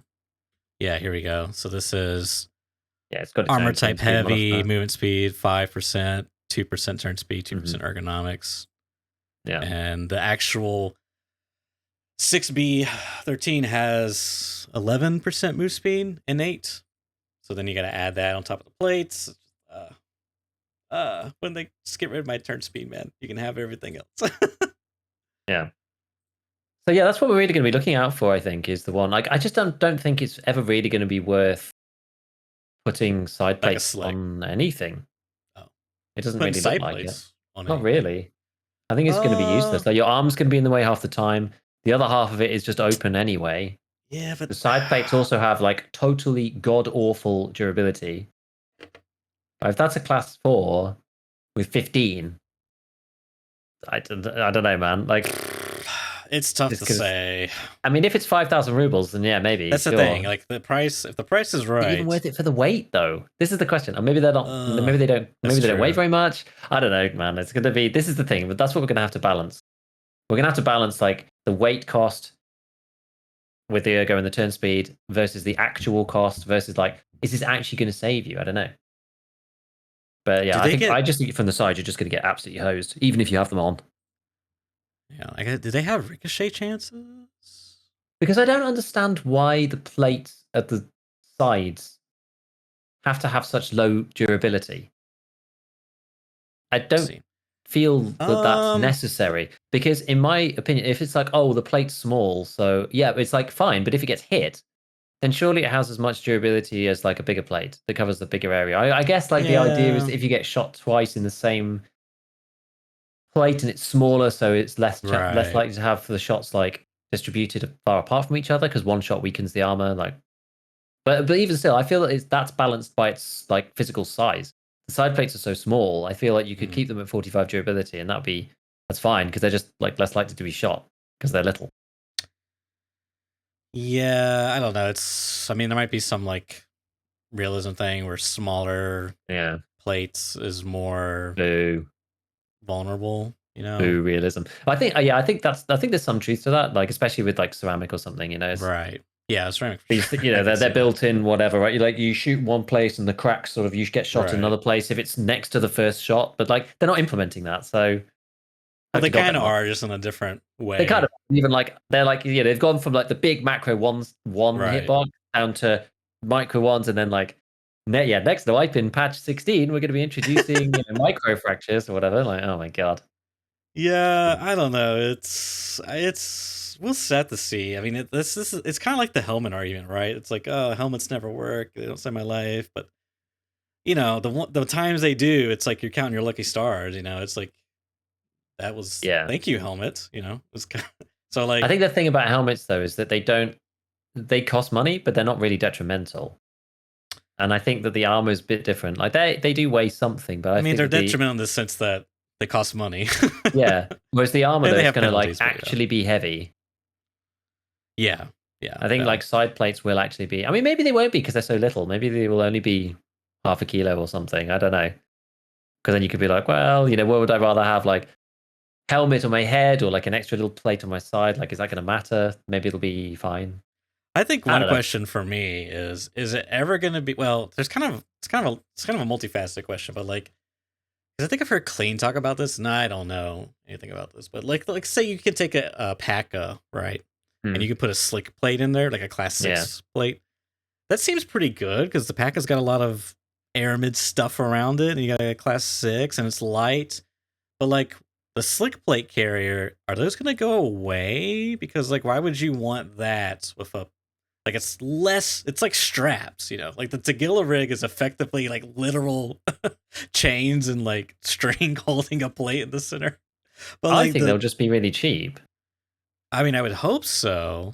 It's just going to rebalance the whole economy, unless they're sold with a 6-plate in them, and that's what makes them expensive or something. So it depends on like whether you're just buying the rigs themselves, the carriers, or whether you're buying the plates with the rigs to start with the carriers to start with. Like exactly what combination of that occurs. Like, that's going to be what kind of makes the difference. Yeah, and I just wonder if like Tagilla rig and Slick have like will there be armors that effectively have no innate durability? You know, it's like just you just have the plates and that's it. I guess like so, yeah. just like Velcro and I think the Slick will be like that, I imagine. Yeah, we'll see. It'll be intriguing. Yeah. Anything else for armor? I think that's it. You know, we could talk about it forever, but I think for now, that's all we can really glean. Let me have a look through my list. So we did Recoil, we did left shoulder, we did about EOD, we did about Arena, we did vaulting, we did customization. Oh yes, the Streets update. No expansion, but they are adding internal rooms. So I guess extra buildings, like maybe they're opening up some doors. There's more rooms that you can be able to explore. Again, like there's so much that they can add to the map. There's so many doors that are closed. Yeah. They can add a few more things without doing like an actual expansion. But more importantly, the new Streets boss is coming, Kollontai. And I'm pretty sure he is the policeman who sits at the table in the Raid series. I think he's the police guy. And they're adding the BTR as well. Finally. Which is going to be interesting. So you're going to be able to hire the 30mm cannon. You're going to be able to ride it around the map, I believe, and also like extract loot using it. So many questions around that mechanic, dude. So many questions. But yeah, I know Nice Guy asked BSG, are the RPGs coming so that we can deal with the BTR? They said, no. So we're just out of luck. If you get pinned down by it, you're just dead, basically. There's no counterplay, I don't think. Don't know if well, it's whatever. I'm just more curious. People even use it, I don't know. About the, is it a faction? Is it just like a merc for hire? How do you interact with it? Do you like walk up and like hold F like you're gonna take car extract and you just pay the fee and now it just drives around? How do you get in and out? It's just a mercer like pops out the top just like I just have so many questions. Like I hope it's like I'm kind of feel like there's gonna be like some jank associated with it. You know what I mean? There's like nothing else like this in the game, right? Like what? Like the interactables is like doors, loot boxes. I don't know what else do you interact with? Car extract, but this is like the closest thing. Because wait, did they say you can get in it or you can just send loot off? They said you can send. Well, I'm not 100% sure. They said something about the cannon. I thought you could get in it. I thought you could get transported around streets. That's what I thought. Like it was like you get in it and you go to different parts of streets. So maybe that's coming down later. That's what I mean. Is like how is it? Are you gonna press F and then like transfer rubles over and you like move items? You like get in? Is there an animation? Like I just have so many questions. Like I don't know. Part of me is just like really like have you ever played some of these games like vehicles and it's like just this weird combat where like you get in and you like just instantly disappear and then you get out and you like instantly appear, so you're just like juggling that back and forth to like avoid dying or something. It's just like there's so many things about this. I just have so many questions how it's gonna work. I for one can't wait for the vehicle extract invisibility bug to come back with the BTR and you to get 30mm cannoned out of literally nowhere. Oh my god. That's what I can't wait for. That's gonna be a real one. Yeah. I guess we'll just have to find out. It's kind of wild that they're ready to roll that out, honestly. Like, yeah. Kudos to BSG for the content coming. It was one of those things that I'm just like, people have always talked about it, and if it never ever appeared, I was just kind of going to be like, yeah, I suppose, yeah. That's just the way. So I don't know, man. I don't know. It's pretty crazy. It's gonna be funny. Oh yeah, the other thing as well, which I guess is sort of while we're talking about like stuff that is mental, the Mhm. Lightkeeper services which are coming as well. You're Yeah. going to be able to, in some fashion, hire the goons, Hmm. hire Zavachi, and make peace with the cultists. Now, make peace with the cultists temporarily, I think is less of a like that's kind of whatever. But hiring the goddamn goons and hiring Zarachi for like sniper cover support, like what the hell that looks like, I've got absolutely no idea. That Yeah. sounds crazy to me. I mean, I wonder if it's. Yeah, I mean, I would think it would have to be in the same raid instance. Yeah. I would think. Well, maybe you get like a ticket, and then when you play, or maybe it's like a labs key card. When you enter a raid, it just vanishes, and then now when the goons spawn and Zarachi spawns, and they just escort you. I don't know, dude. That's just the whole thing is wild to me. I look Yeah. forward to the streamer that grinds that one out and showcases that feature. It's gonna be insane. It's gonna be absolutely insane. I guess so like other ancillary things I suppose is achievements, which is gonna be just like kind of cool. They're like, they don't wipe, which is fun. I think you'll get cosmetics for it. They said there's going to be special events where you'll get achievements for doing certain special things like Halloween one year maybe, or I don't know, maybe the challenge that we had last wipe for the 2 lines of stash, maybe there'll be something like that. Like, you'll have like special achievements that can only be gotten if you were playing at that time, which is cool. I think that's nice. It's a nice little addition. Yeah. I saw like Valiant posted that he was like really excited about this. I thought he was being sarcastic, but he wasn't. I'm personally not too big on achievements. I don't know. It's just kind of a something I never really got into. Yeah, same for me really. It's like a nice to have, I think. And I think I will care more about. Well, firstly, right, the thing that's nice about it is that if it's done in the right way, and I hope that it's done in the right way, it's just like part of a more generalistic stat tracking thing. So That's if what it's I like, was gonna say. I kill like X that number of aspect. scavs. Yeah, that's cool. So you can be like, see how many scavs you've killed, how many rounds you've fired, like lifetime throughout the wipes. Like something like that Mhm. would be kind of like, that's just kind of cool. And like PMC's killed like lifetime because we miss that at the moment. We don't get to see anything after our previous lives. But there's also these like player profiles that are coming as well. So you can be able to like see each other's profiles. So if you're on, I guess through the friends list or something, you can be able to like check out other people's profile, which is kind of cool. And you can be able to, using the weapons rack, put up guns on the weapons rack that you can pin to your profile. A bit like in Dota where you can like pin your favorite hero kind of Yeah. thing. But you can go and look at people's like weapons builds from the pinned thing, which is kind of fun. Like it's got very limited use case, but and somebody actually suggested this on the stream, and I was like, that's an amazing idea. They were like, oh, if I, for example, make a video about a gun, I can Right. pin the gun to my profile so people can go in game, search me, and find it and copy and save the preset from my profile, from the latest video that I did. I can be like, go to my profile in game and go and copy the loadout if you want to. They have to add you though first, right? I don't think so, because you can just see people in game. Maybe not. Maybe I'll just get inundated. Who knows? We'll see how that works. But that's kind of fun, I Yeah. think. No, it's cool. I like Yeah. it. Yeah, and it's an easy way to share gun builds without them being like Yeah. an entity that you have to share and chat as like, a chat like attachment or something between people, which is something that I was kind of hoping they do at some point. But like, it's a nice to have that again. Like, who cares? So this is a nice way of doing it. So if you do want to share a gun build, you can. You just have to build Only it and pin 3 it at a to the time, but 3 at a time's fine. That's fine. yeah. I still kind of like pasting a code Yeah, idea. me too. But it's less. Yeah, yeah. They could have that. That would actually be kind of interesting. You like those old school games where you have like a level code or whatever. Be cool if there was like a gunsmith code. You could like export Yeah, it you as like a just .txt, and you go like, oh, here's my AK, do and then you like that. you paste it into someone else's thing, and it's like, there you go. Here's the You just sort of have like a Tarkov clipboard, readable thing. Yeah, like a clipboard icon, and like maybe just like a word box that's paste, and then you click the clipboard, it copies the presets, and mm. then you can go in a chat and then paste it to somewhere, and then if you want someone, you just copy theirs and then hit the paste button and it pastes it in. Yeah, Pretty yeah.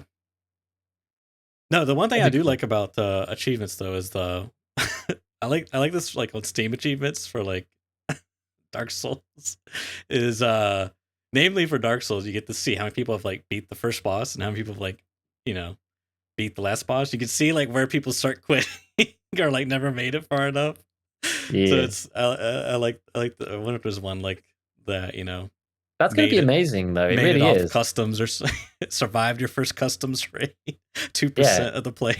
Because that's the thing. That will really show us like where people end up sitting Yeah, as the yeah, player base, right? That's going to be a exactly. really, really interesting one from the stats perspective to see how many people actually have got this and like where is the distribution, because you can see where you sit in the sort of, you know, the ranking, and where other people could share their information as well, and you can sort of gather together a bit of a Well, an idea. it's got a baked in percentage of all players in it. Yeah, but I guess you only know where you are versus everybody else. You don't necessarily know like the shape of the graph, if that makes sense. But it still gives you an interesting data point. Oh, I see what you're saying. Like if you're in like the top 1% of players, it doesn't tell you how many yeah, like, yeah. you know, where the kind of But like 50-50 point is or whatever. a lot of these are just like one survive 300 raids. Like there is no like top. It's either like you do have the thing or you don't have the thing, or how close you are to complete the thing type of thing. Oh, I guess that's fine. Yeah, I guess that's fine. Yeah, and it gives you the data point for 300 raids then, I suppose. And if it's like 100, 300, 500, then that gives you the granularity. So it depends on what it is, I think. Yeah, I wonder if there's anything like, just trying to see. No, wait. How playing is it now? Yeah, I was trying to see if there's anything like, I'm trying to think of one that's like a good, like unlock flea actually would be a really good one to know.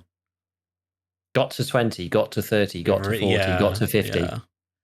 That'd be excellent. 11 hidden achievements. Ooh. No more polls required. There's one named You Suck. Eliminate 50 You Suck PMC operators. I like that. That's good. That's good. I love it. So yeah, that's achievements. Cool. Scav stats as well. They've split them out right at the top, which is great. Also You don't cool. you don't have to see your Scav stats by playing Scav and looking at your thing in raid, because currently you do. And yeah, ammo presets are coming, and then a bunch of different guns. Guns. And they said some quest rebalance stuff is coming too. Yeah, and Department of Guns, it looks like, I don't know if there was more than this. Oh yeah, he did say. Anyways, we'll get to that in a second. The 2 was video wise, or 3, I guess. And I'm gonna break it up as what is this? The VS91? Is that the name of it? VSK 90. There's the VSK 94, which is like the suppressed. Basically, my very finite understanding is essentially, it's using the 9x39 caliber, and it's kind of like a janky SMG-esque. I mean, it's not really an SMG-esque, but it's like a very Keter-esque weapon, right? And then you got like the suppressed version and the unsuppressed version. It's not like there's the 9A91, some refined, high tech gun. It's very like strips of metal slapped together. Yeah, I'm not sure. I'm not a super expert, but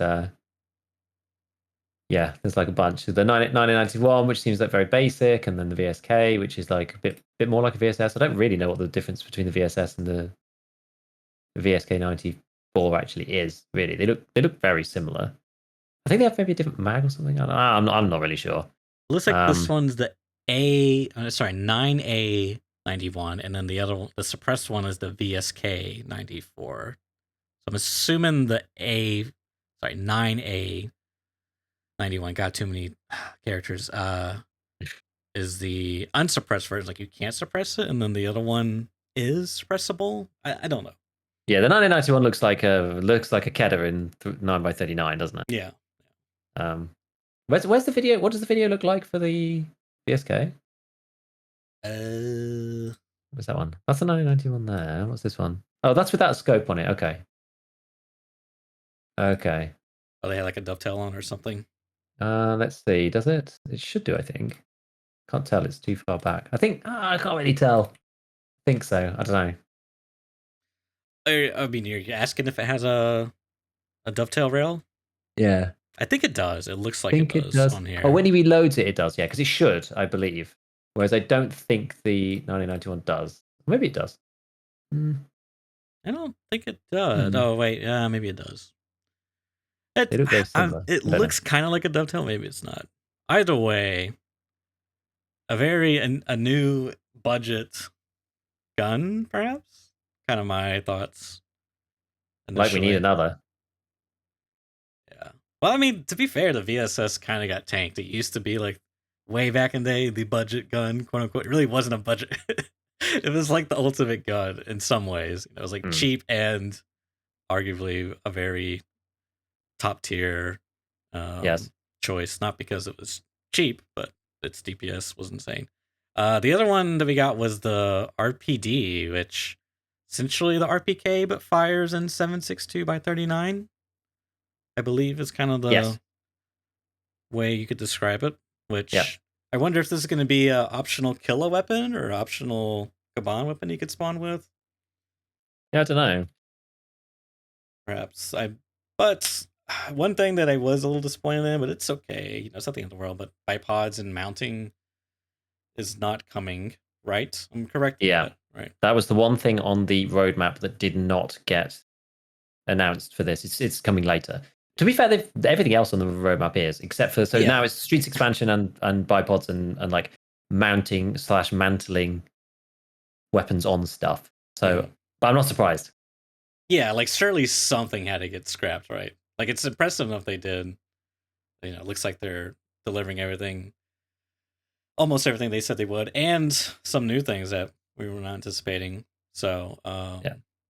But I would, I look forward to when bipods can come out because I think I like that mechanic. Yeah. As it makes like basically makes a crappy gun very good, but you pay the cost of mobility. I like stuff Apparently, like the that. 6 is coming too. Just to finish off the guns Right. Yes. conversation. I don't think they had a. I don't think they had a video of it. No. But that's coming. The MCX Spear, and I think it's coming in a new caliber. I wonder about believe, that. based off. I think it was Nice Guy. I think. I hope I'm not spouting disinformation here. I think it's coming in 6.8, otherwise known as .277 Fury. However you pronounce that. Probably all the gun people are just like recoiling at my terrible nomenclature, or whatever. Like, and I've literally never heard of this caliber before. It's not been in any game that I've played, so I don't know anything about it.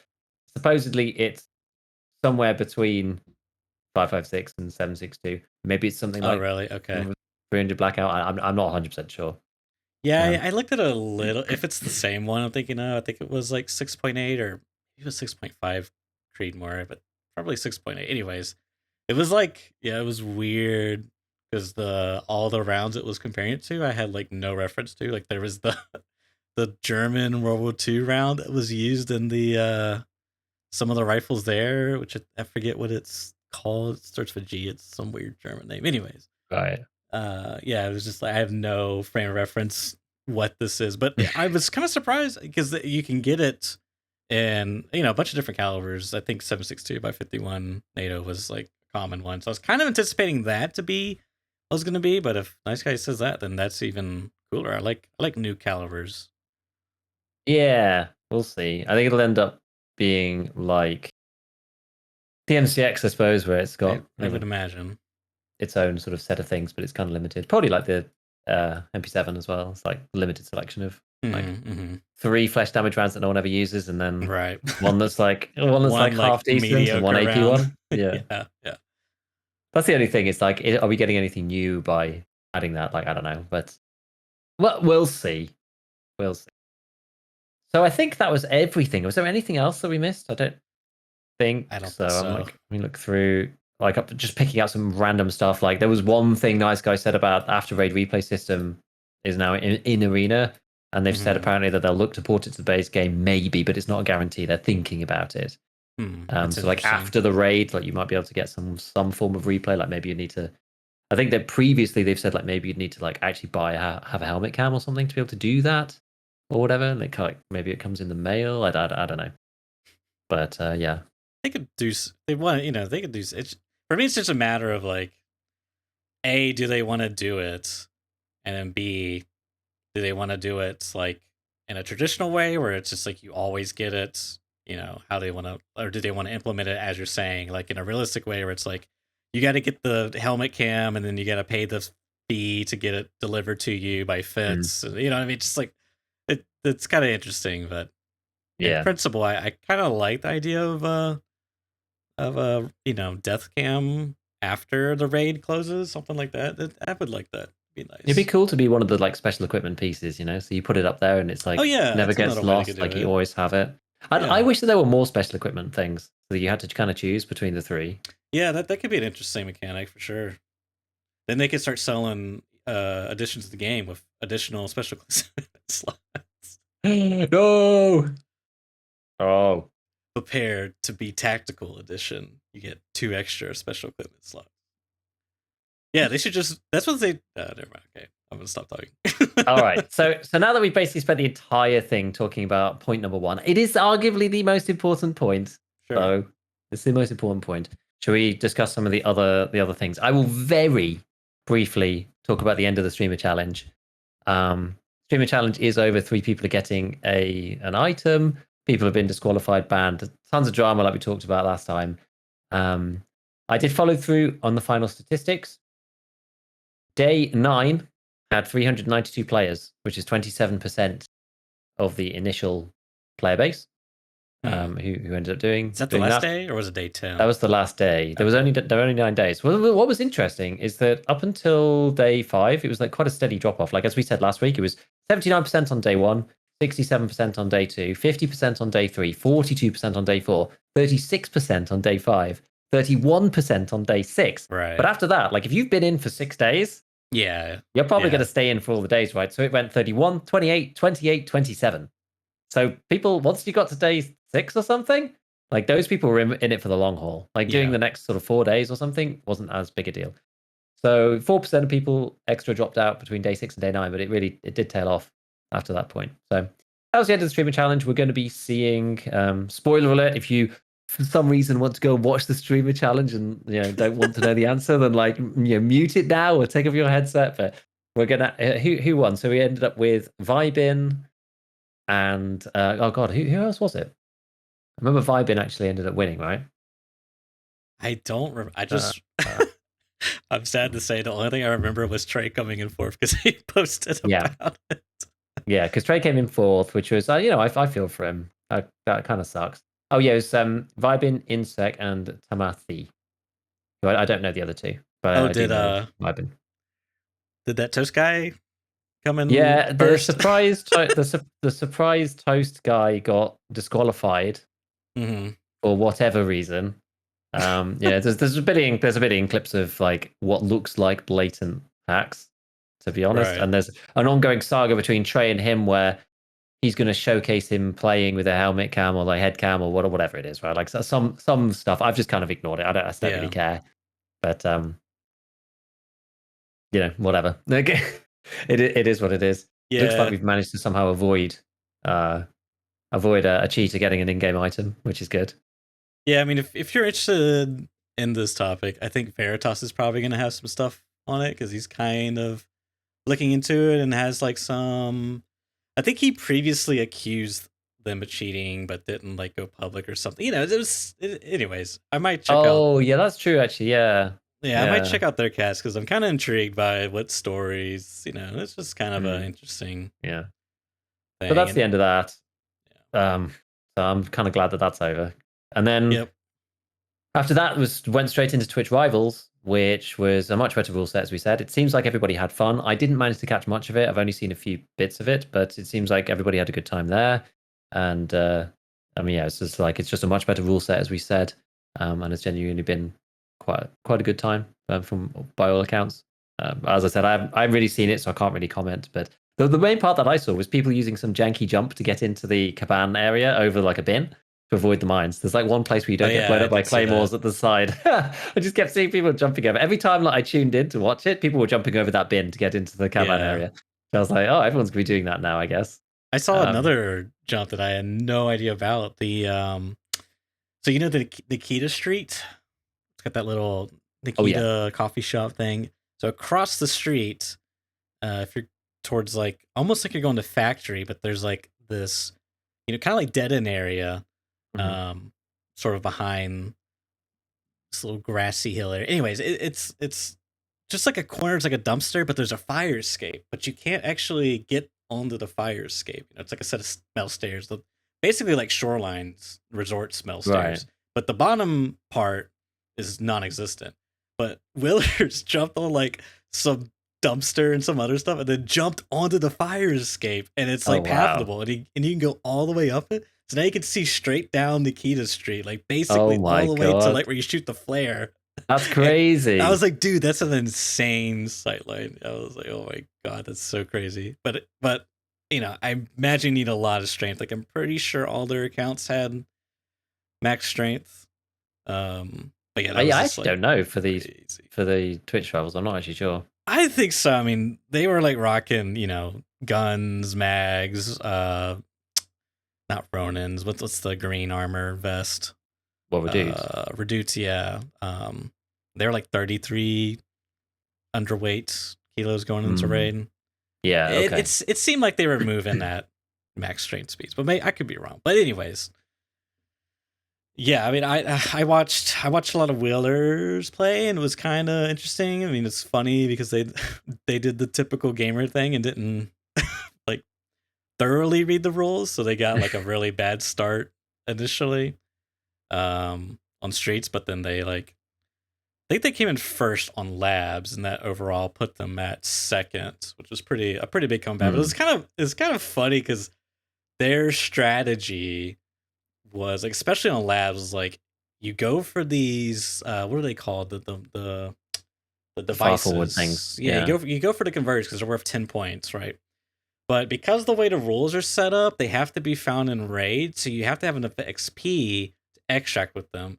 Yeah, and kills, like AI kills and player kills, are worth something, but you get points, you get raid XP, so then you can extract. So like there was times where it's like Willers would have like the things waiting at the extract. He's waiting for the 7-minute timer to get the the non to run through. But then Landmark would get killed. He's like, I got XP. I'm coming. So that they would all dump all the loot to him, and then he would extract, and they would all extract.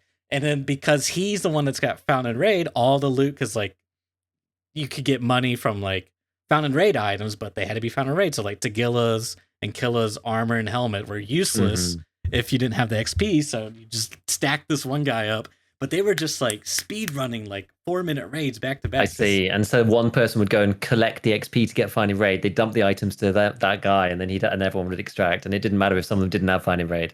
Yeah, and it was also kind of weird because like it didn't even matter if in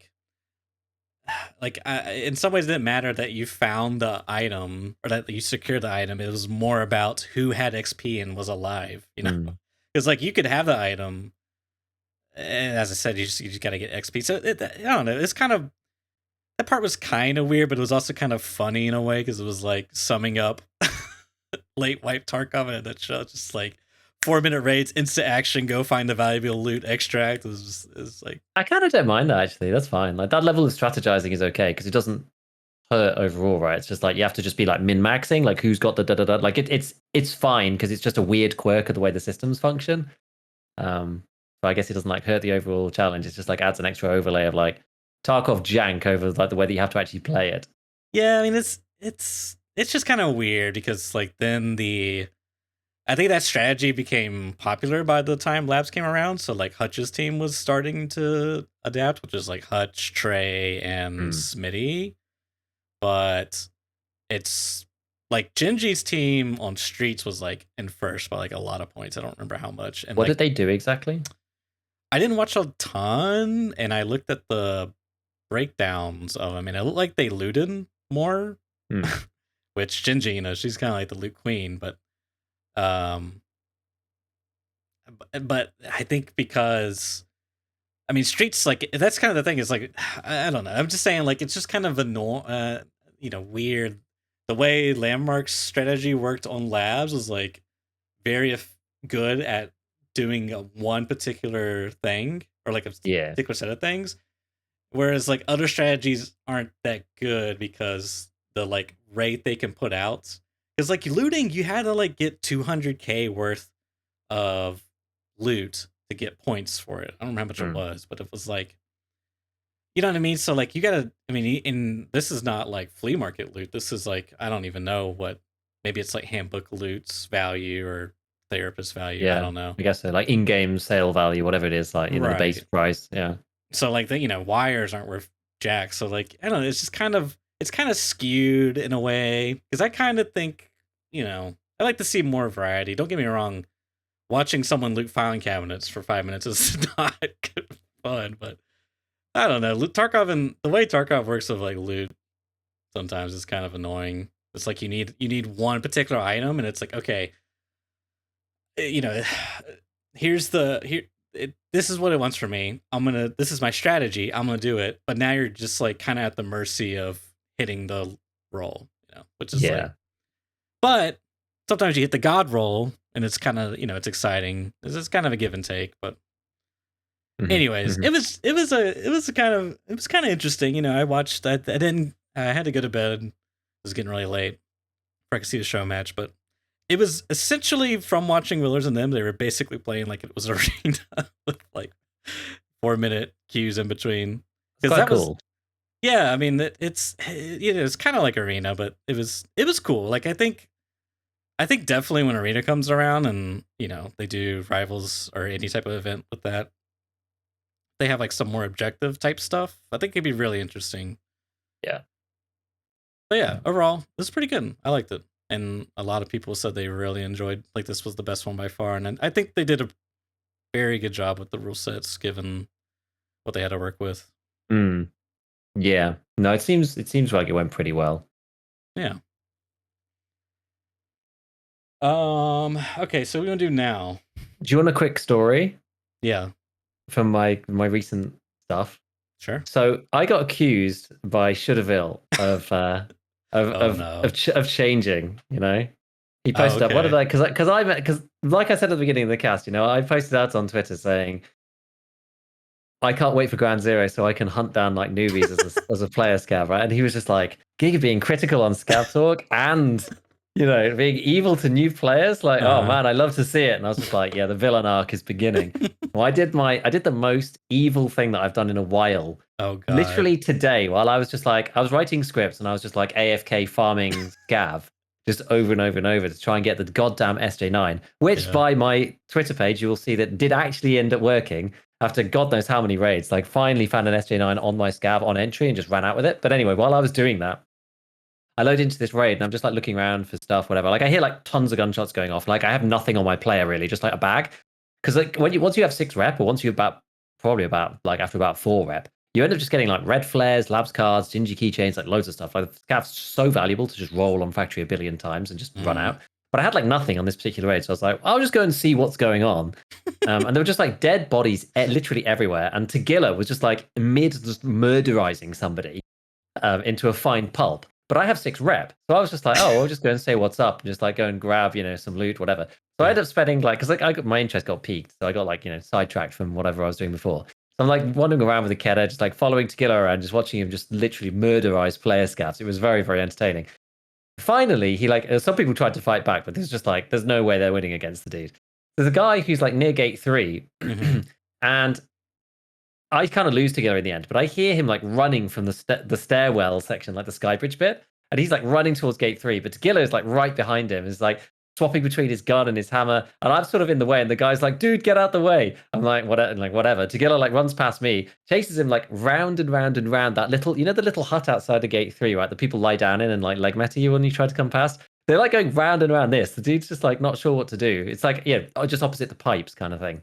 I think I understand that, yeah. He's like, they like running round around there, and he's just like not able to get away. And I'm like, this guy looks like he's got like some good stuff on him or whatever. I don't know. So I'm just like there, just watching. Basically, the guy's like, "What the?" Just confused, I suppose, or maybe he just knew I had 6 rep. So I take out my Kedda on like, you know, circuit number 3 or something, and I just like pop the guy in the leg one time and then just hide.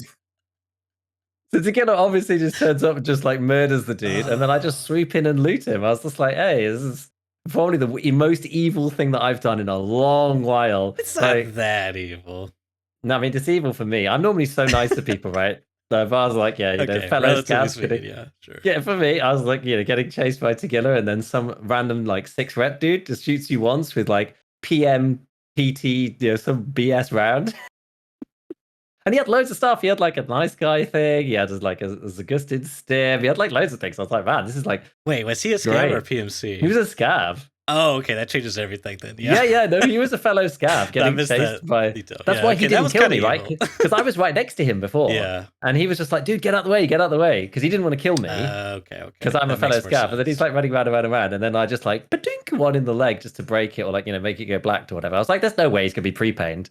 And yeah, lo and behold, Mr. Tequila caught up with him with his hammer. That is Tarkov survival in a nutshell. Doesn't Tequila argue if you do that, says chat? No, because I didn't kill him. You didn't kill him. Exactly. All that happens there, I don't lose any points either. So you only lose points as a scav or aggro the other scavs if you, because it's a player scav. So you only aggro the scavs if you shoot. Do you aggro all the AI scavs if you shoot any of them? I think that might be the case. I'm not positive. But if you shoot a player scav, nothing happens. They can kill you and get free rep if you hit them. But yeah, I mean, Tequila doesn't aggro you if you shoot a player scav in the leg. And if he doesn't get to kill me because, I'm hiding behind something while Tequila does my dirty work, then he doesn't get anything. I don't lose any rep because he didn't die to me. He died to Tequila. It wasn't me, Your Honor. I didn't kill him. It just so happened that he had a broken leg. I can't imagine why that could have happened. Yeah. I really hate the metagame of the karma systems. I've run into it. I might have even done it myself, where you just like try to bait the other guy into shooting you, so then you can get free rep by killing him. Yeah. I do remember when it first came out, right? And people were like, "Oh, dude, I've got this crazy daily. Like, can you give me a hand?" Like, the daily system had just come out. And they're like, "Oh, I need to like, extract with like a broken leg." Like, people didn't know what all the dailies were. Oh yeah. They're like, "Oh yeah, okay, you're no problem. I've got you, fam. I got you." Like, shoot you in the leg, and then you just like, bam, just kill them in the head and get a free, point, whatever it is, point 0.01. Oh, it's just like super evil. You telling that story reminded me of the time where I was on Factory, and it might have been like a year ago. I was scavving, and I don't know what just came over me. I was just like, I might have been like waving this guy. I just looked at him and I just shot him right in the face, like so nonchalantly, and started looting him. I was just like, you know what? One scav life is worth, what is it, 10 raids, or is it 100 raids? Yeah, 10 raids. I can make that. I can make that back in no time. Oh man, it's funny. It's funny. So I did get my SJ9. I got it this morning on another scav raid. It only took me, like 500 raids of scav or something. Yeah, not my favorite way to do stuff. Yeah, so what do you want to do? Should we got time for one more topic, or yeah, should we do? Well, mate, I don't know. What do you want to do? Do you want to do RNG now, or do you want to do it next week? Like, have you fully? Because I know you were like trying to find your thing for it. So like, we could do it next week if we push for time. If you got time, I could do it now. We could do it quickly now, and then we'll leave the other stuff till next week. I think that works for me. So long story short, as I was telling Giga earlier, I was replying to a comment on ScavTalk, of course, and I wrote this really long response because it was already a long comment, and I went to press enter and it did not send, and I was deeply upset, and YouTube was being funky, and so yeah, that was really sucky. But the comment I was replying to was from the commenter that we replied to last week on the cast, and as it turns out, they were the realism mod developer. I guess they were just on a different account. So anyways, yeah, it was kind of cool. So I came across some interesting stuff. I just mainly wanted to like reference this not TED Talk, but GDC talk from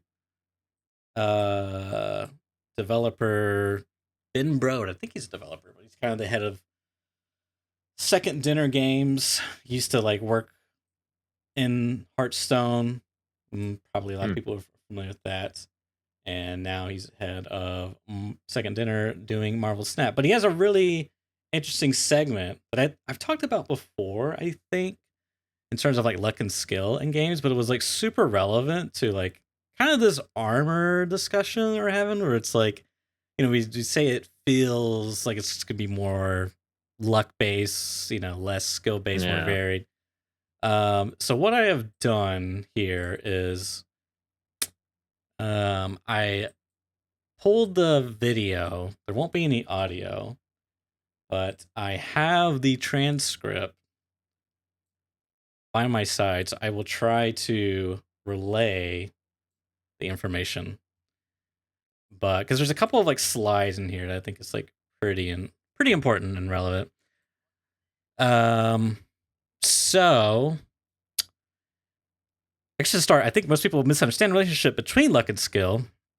I mean, you imagine it as a scale with luck on one side and skill on the other, and he kind of has this scale here that's like on one side it says luck, it's got shoots and ladders, and then skill on the other side it's got chest. And what he says is like, this is how we think about things, but in actuality, it's more like this. You have okay, however it works, not at all. You can have games that are low in luck and high in skill, like shoots and ladders, or high in skill and low in luck, like chess. Additionally, there are games like my favorite one to make fun of, tic-tac-toe, which are low in both skill and luck. Furthermore, games can be high in both luck and skill, like poker. While poker involves a lot of randomness, the best players consistently win. And like the charts, the scale was, how would you describe? Because the previous one was like a linear scale, right? Or like a spectrum. Whereas this is more like a, what's the word? Well, it's a 2-dimensional. Right. On like the vertical, you got luck, and then on the horizontal, you got skill. So you could imagine tic-tac-toe on the very bottom left quadrant, and then poker on the very top right. So what he goes on to say is, I find games in the high luck, high skill category to be super fun because they include a ton of interesting decisions and have exciting moments that are different every time you play them. All card games inherently have some randomness due to shuffling electronic cards and drawing from a random deck. However, Hearthstone, in my opinion, has less variance. It's core, less variance at its core than other card games for a couple of reasons. Firstly, the mana system Hearthstone isn't random; you receive one every turn. I'm gonna kind of skip some of this part and just go to the more relevant sections.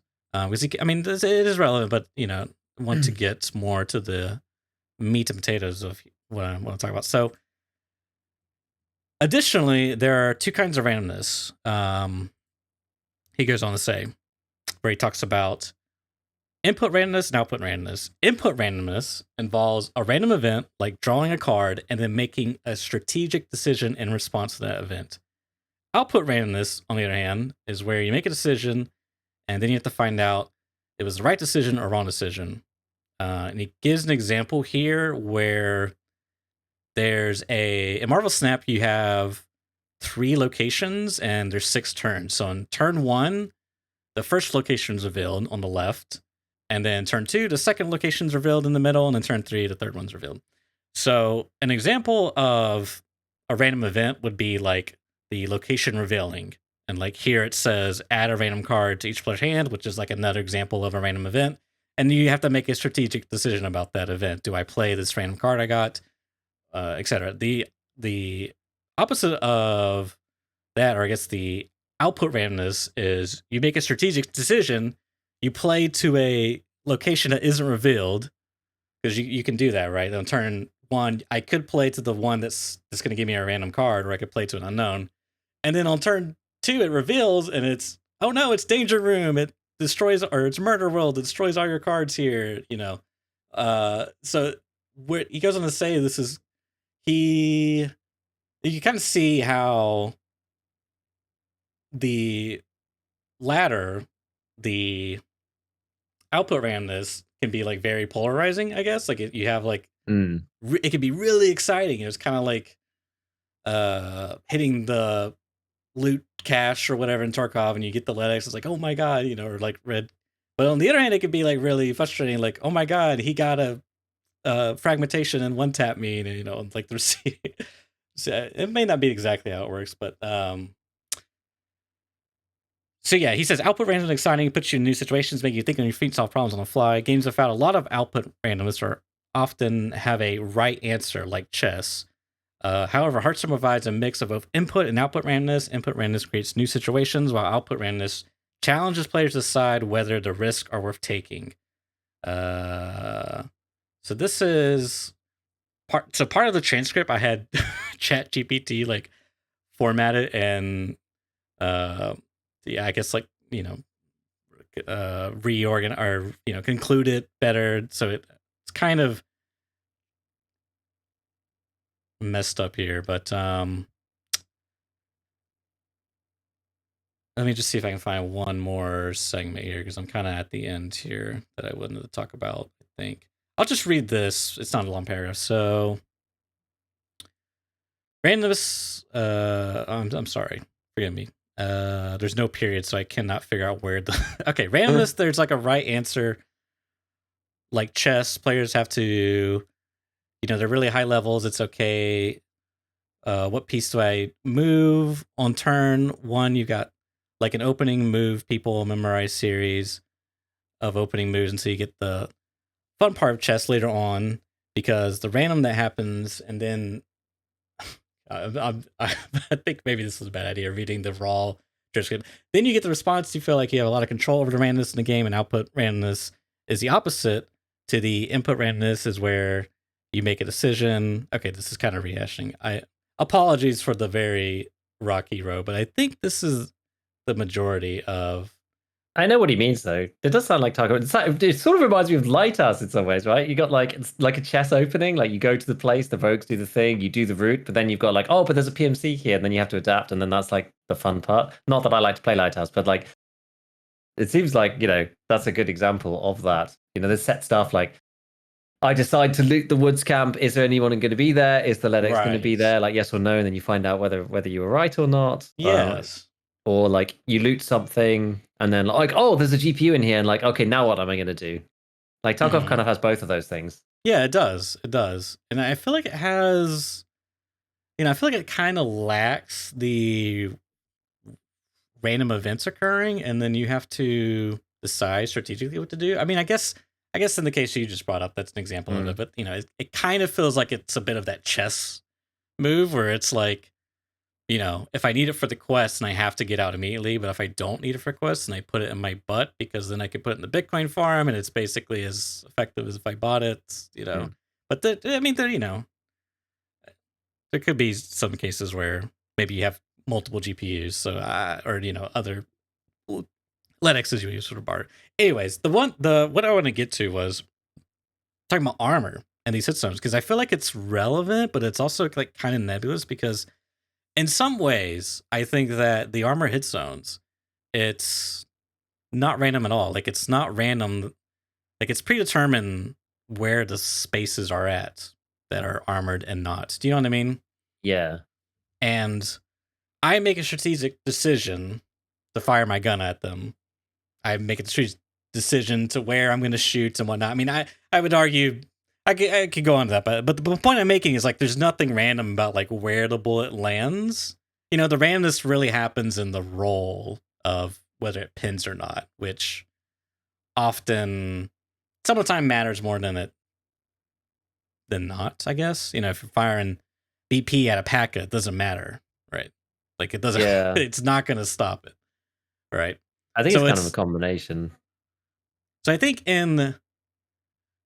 on paper, I'll say it's very input random. I mean, I guess it's output random. I don't know. It's very like I make a decision, things happen. It's the randomness is within like the pin stuff, not necessarily like where the bullet lands on them. You know what I mean? I mean, there's a little bit of wiggle room. I feel like that's kind of how it is now. Well, that's kind of what I'm questioning, because I feel like there's nothing random about where, like, okay, let's say even how it is now, right? If I shoot someone in the arm, what happens? Well, it depends what bullet, but currently, the arm gets damaged or blacked out and maybe goes through. Right, and they're wearing a Paco. Like, there's nothing random about me aiming and shooting their arm, and whether it pins or not is kind of independent of that, right? Yes, but I think like with the Armor Hitzones thing, it's like it's less intrinsic and more the recoil combined with the movement combined The same's with the true with adjusting combined with like trying to do it all. It's like right now you just like spray at them, and the most randomness you get now is either like thorax versus head versus rest of body. Yeah. Whereas like now it's going to be so granulated. It's like the hitboxes are even finer, and the outcome is even larger. There's bigger disparity within like the same area.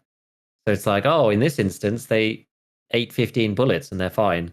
I was 1 centimeter to the left, and they died in 2 shots. And because of the speed of the game and the randomness on the guns and whatnot, I don't think you can ever control that. I think that's the issue. Yeah, I mean, that's kind of what I feel like, is I just don't think it's... Because, like, I think you and I are kind of in agreement, but, like, just to clarify, I just don't think, literally speaking, that Armor Hitzones is random in the sense that how pinning is random. Yeah, I see what you mean. Right? There's a role like, involved with the penetration thing, whereas like the hit zones are fixed. Yeah, that's certainly true. However, it's the process of actually hitting the zone that ends up becoming random. As you described, there is things like recoil, which is random in nature. Especially the horizontal aspect. So there's kind of like variance there, but mainly I would say I just feel like this is kind of argument. So like if it's not, I don't want to say it's not random, but like if it's practically speaking, I don't think that the way we're supposed to play, I mean, and okay, maybe we are supposed to play this way, fine, but I just don't think it's reasonable for me to be like, I need to assess the target and see what armor they're wearing, right? And then I need to know what hit zones are vulnerable, because I can see what armor they're wearing, but I can't know the armor class of the plates that's in there. Yeah. But I can, if I memorize the handbook for like the gaps in the armor. So I would have to analyze the armor, figure out where the gaps are, and then know like how effective my gun is, my ammo in that case. Like if I'm firing, I don't know, what's like a Golnik, for example, it's not going to matter if I hit him in the chest or pits or not. But if I'm firing like rip ammo, like absolutely I want to be aiming for their armpits or whatever. I guess you could go even like a level further. Like if you're using, 5.6A1, or something like kind of like in between, like there's some strategy in like, should I aim for the thorax because I'm effectively negating their armor? Like, I'm sorry, I said thorax. For the armpit because I'm effectively negating their armor, or should I just go for the randomness, quote unquote, of shooting him in the chest where I hit their plate, which I don't have that information of what plate they're wearing. They could be wearing a class 6 plate, they could be wearing a class 3 plate, I don't know. So you have to do all that, analyzing the target, and then you have to like calculate what you have, what they have, what's the best to make, and then you got to like execute that, which I just don't think how Tarkov plays that's going to ever be like a common experience. Like I think maybe there will be some players and some strategies where you know, like take Hyper Rat or not Hyper Rat, what's it, Stink Rat. I was watching, which by the way, shout outs to Stink Rat, dude. He's his channel, I was like kind of blown away how much he's like grown since I last saw him. But yeah, if you're like sitting in a tree or a camp, a sneaky spot, we'll say, maybe then you have enough time to like analyze them and see what they have. But even then, that's like I want like a scope to like really get in and like confirm exactly what armor they're wearing, because if they're wearing like armor, then they got like the vest over top, all the colors and stuff, they're moving, they got the gun blocking. I just don't know how practical, how like reasonable that expectation is. I just think the more common experience is like, I'm gonna see guy, I'm gonna shoot guy. I know what ammo I have and what I'm good against, whether it's leg, whether it's class 4, whether it's a low recoil SMG, so you want to go for like headshots, whatever. That's my strategy. I just, you know what I mean? I feel like that's way more common experience. I just don't think it's like reasonable to be like, let me sit here and analyze their weak points, Fallout, New Vegas. I think that's the way that people play now anyway, to more or less an extent. So like you kind of go, okay, like if you're a thoughtful player at least, you sit there and you say, what strategy do I want to go for? Right. What's going to be the most effective?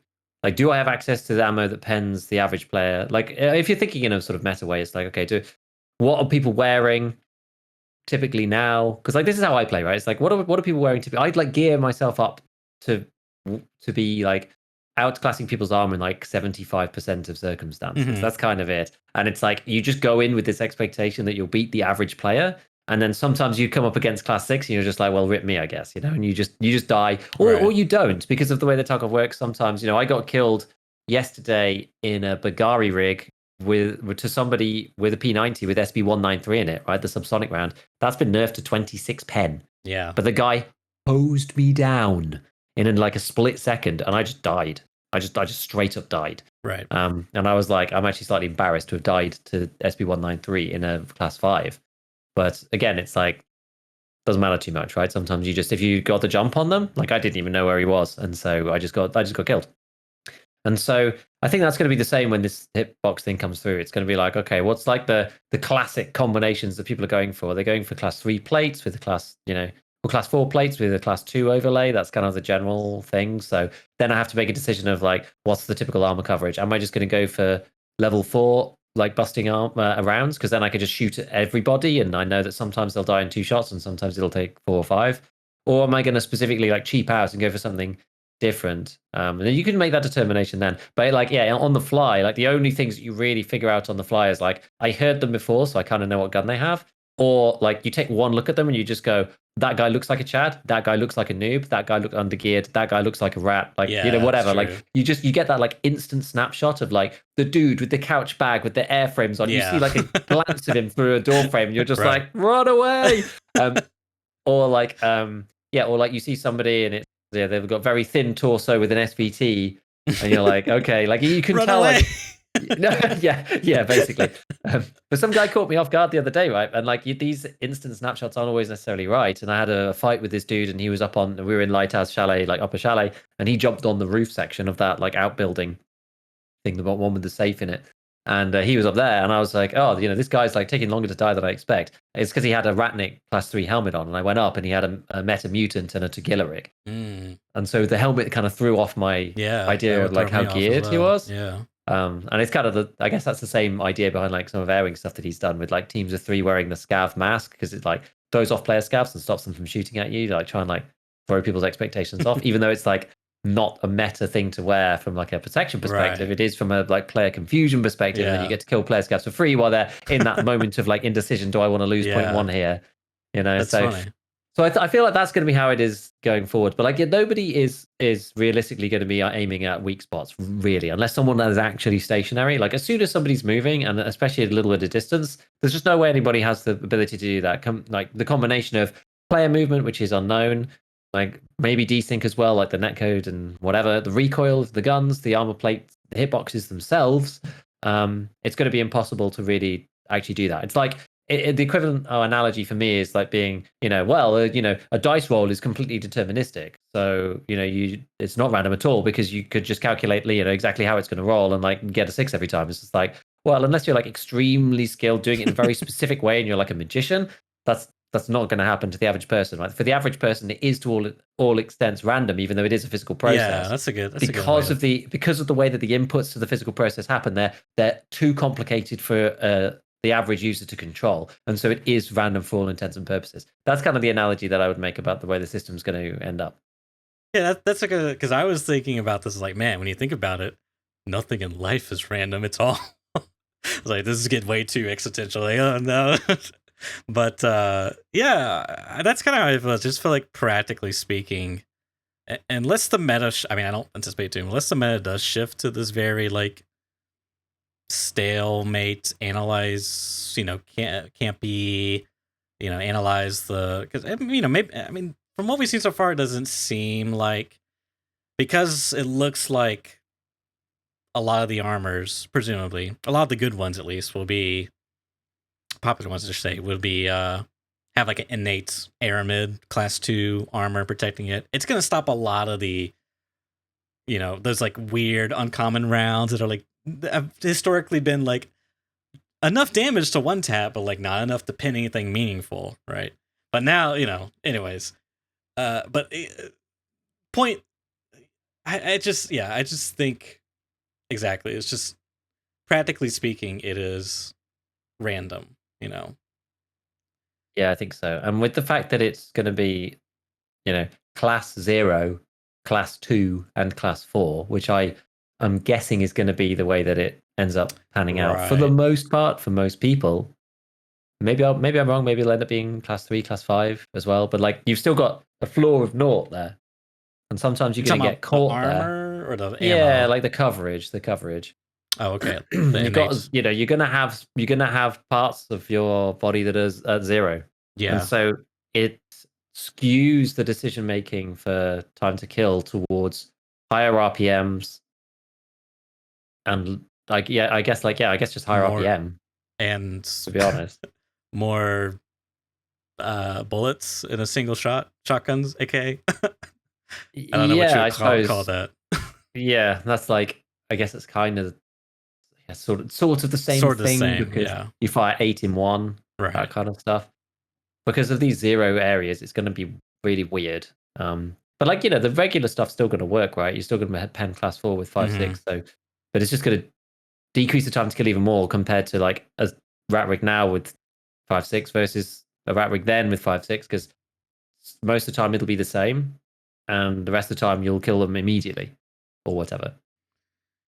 I would think so, from what we've seen thus far. It's kind of too early to tell. Perhaps there'll be some crazy class 4, base armor with like, you can put class 6 plates in it. I don't know, because that actually might change some things. Yeah. Not really, I guess, but it's just this lower 0 bound. Like, unless there really is an armor that covers like nearly everything, it's going to be kind of rough, I think. Yeah. But time to kill is just going to be so small if they don't change the thorax hitbox. Like health pool. I don't think it will be that. I think it will be like maybe 30% faster on average than it used to be. I don't know. Maybe even that's too high. Because I don't know whether you can even like parameterize it with a percentage though, because it's like, now it's gonna be like, sometimes, and this happens anyway because of headshots, but now it's gonna be like, sometimes you get the headshot experience but on your body. So it's like, exactly. I expect to survive 3 to 5 shots, but sometimes I just instantly die. Yeah, it's gonna come down to a lot of things, because this is like with the headshots example, true, but you have really small health pool, whereas your thorax, you have like, double it, 2.5. Yeah, that's true. So like, effectively, if you get shot once in the unarmored area, it's as if it went straight through your armor, but it didn't. So that armor is actually still good, but you did take thorax damage, which is bad. So I don't know how that actually helps you in any way, but you know what I mean? It's like that's what I mean. It's like maybe like one extra bullet, maybe hit him twice in the armor, it blocks once, it pins the second shot, and then the third bullet hits their chest. It didn't really matter at that point. It's that argument that you nearly got yourself circular into. Like, oh, thank God it didn't hit my armor, because, then it would have damaged my ability to protect my weight. Hold up. Exactly.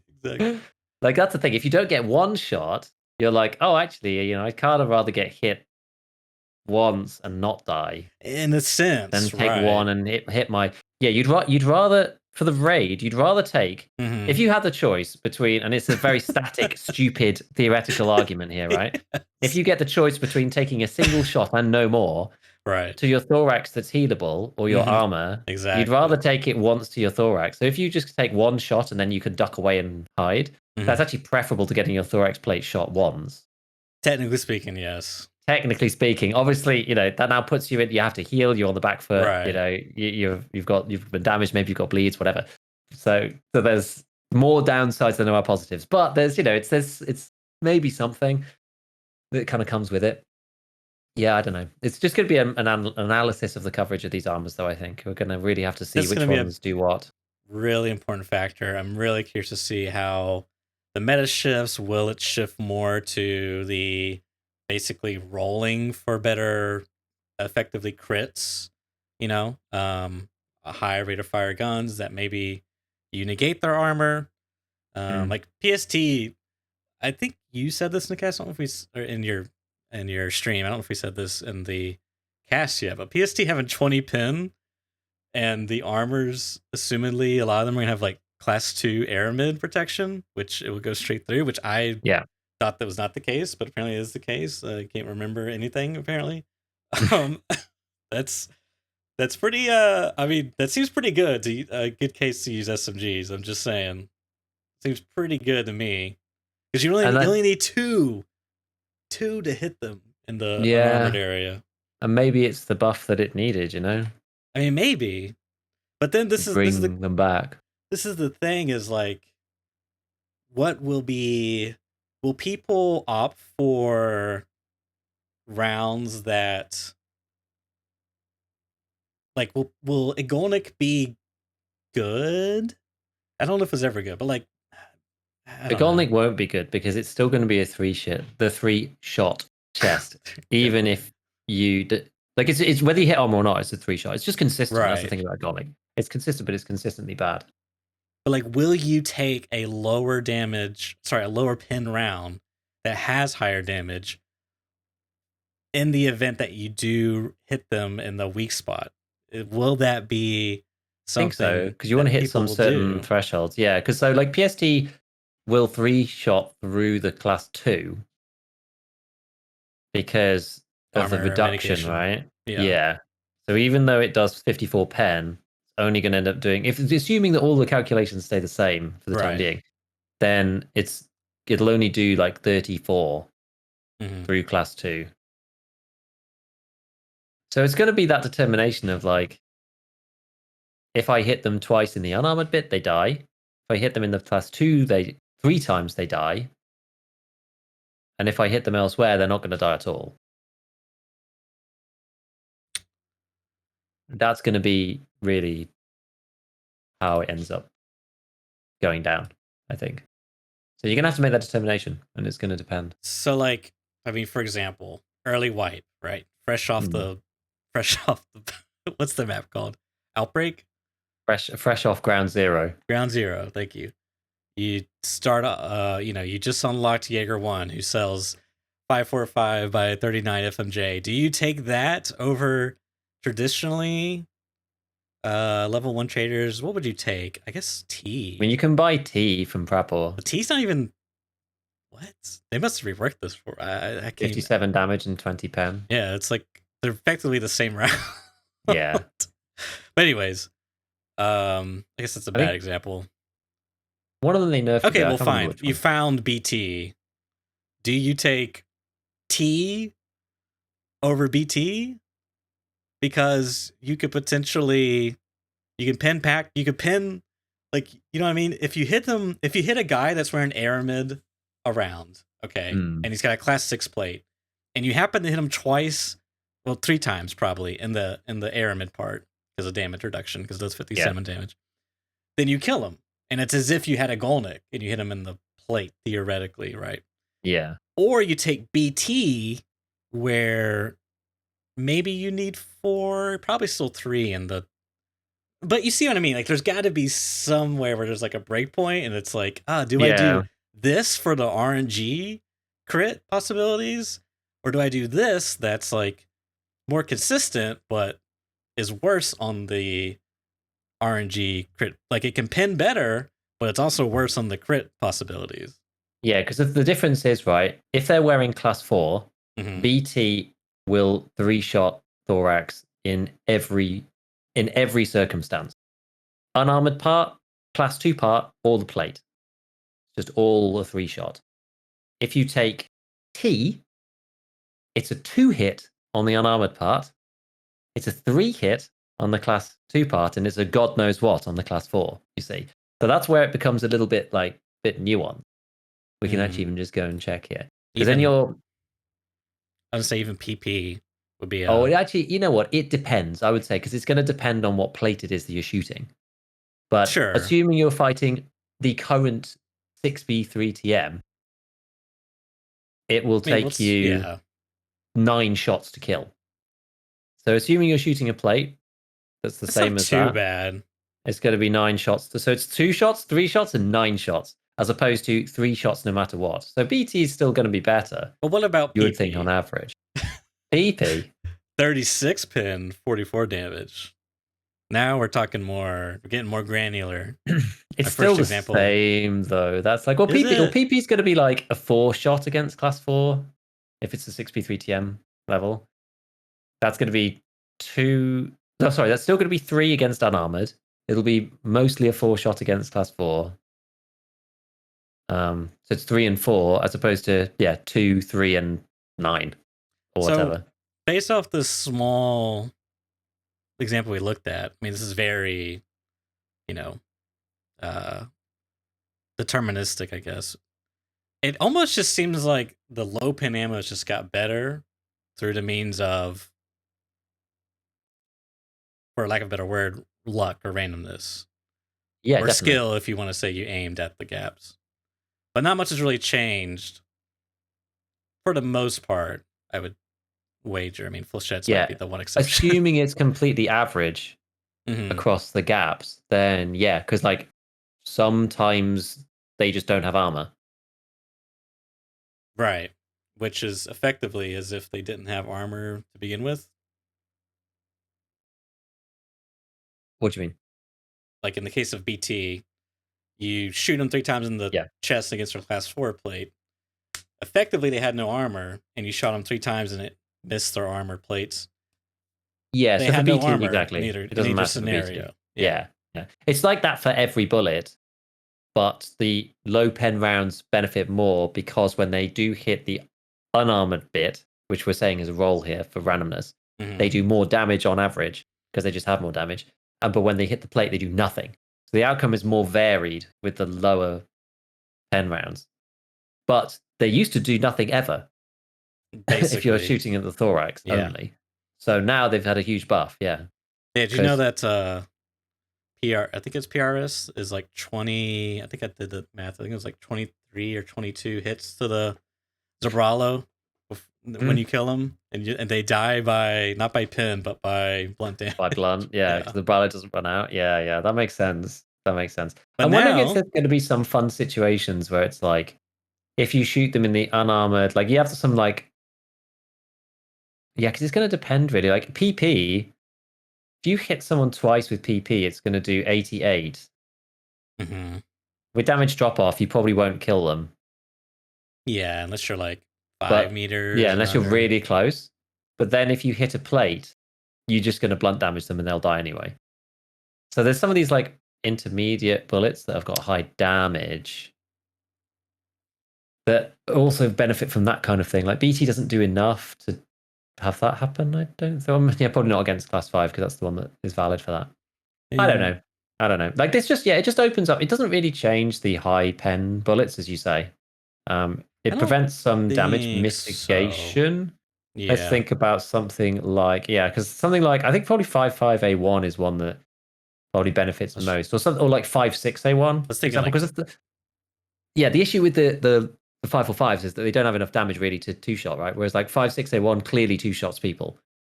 Yes. So 5.6A1 is like got the best of both worlds. It's like, if I hit you in the unarmored bit, you die in 2 shots. If I hit you in 5.6A1, MMA 5.6.1 and a class 2 Packer, I now deal 54 damage anyway because I have no damage reduction whatsoever. So if you're on your class 2, I just 2-shot you with MMA 5.6A1 no matter what. If I don't hit you in the armor, I 2-shot you. If I hit you in the level 2 bit, I 2-shot you. If you've got class 4 on, you're a 3-shot. Or like three to 4-shot kind of thing. So those ones would get the best of both, right? Those intermediate rounds are just like winning life. Yeah, I mean, because it in a way it is a direct nerf to armor. I mean, obviously, of course, yeah. So everything's getting better, but I guess some are disproportionately getting much more better than others. Oh my god, through class 3, yeah, MA56A1 is also a 2-shot.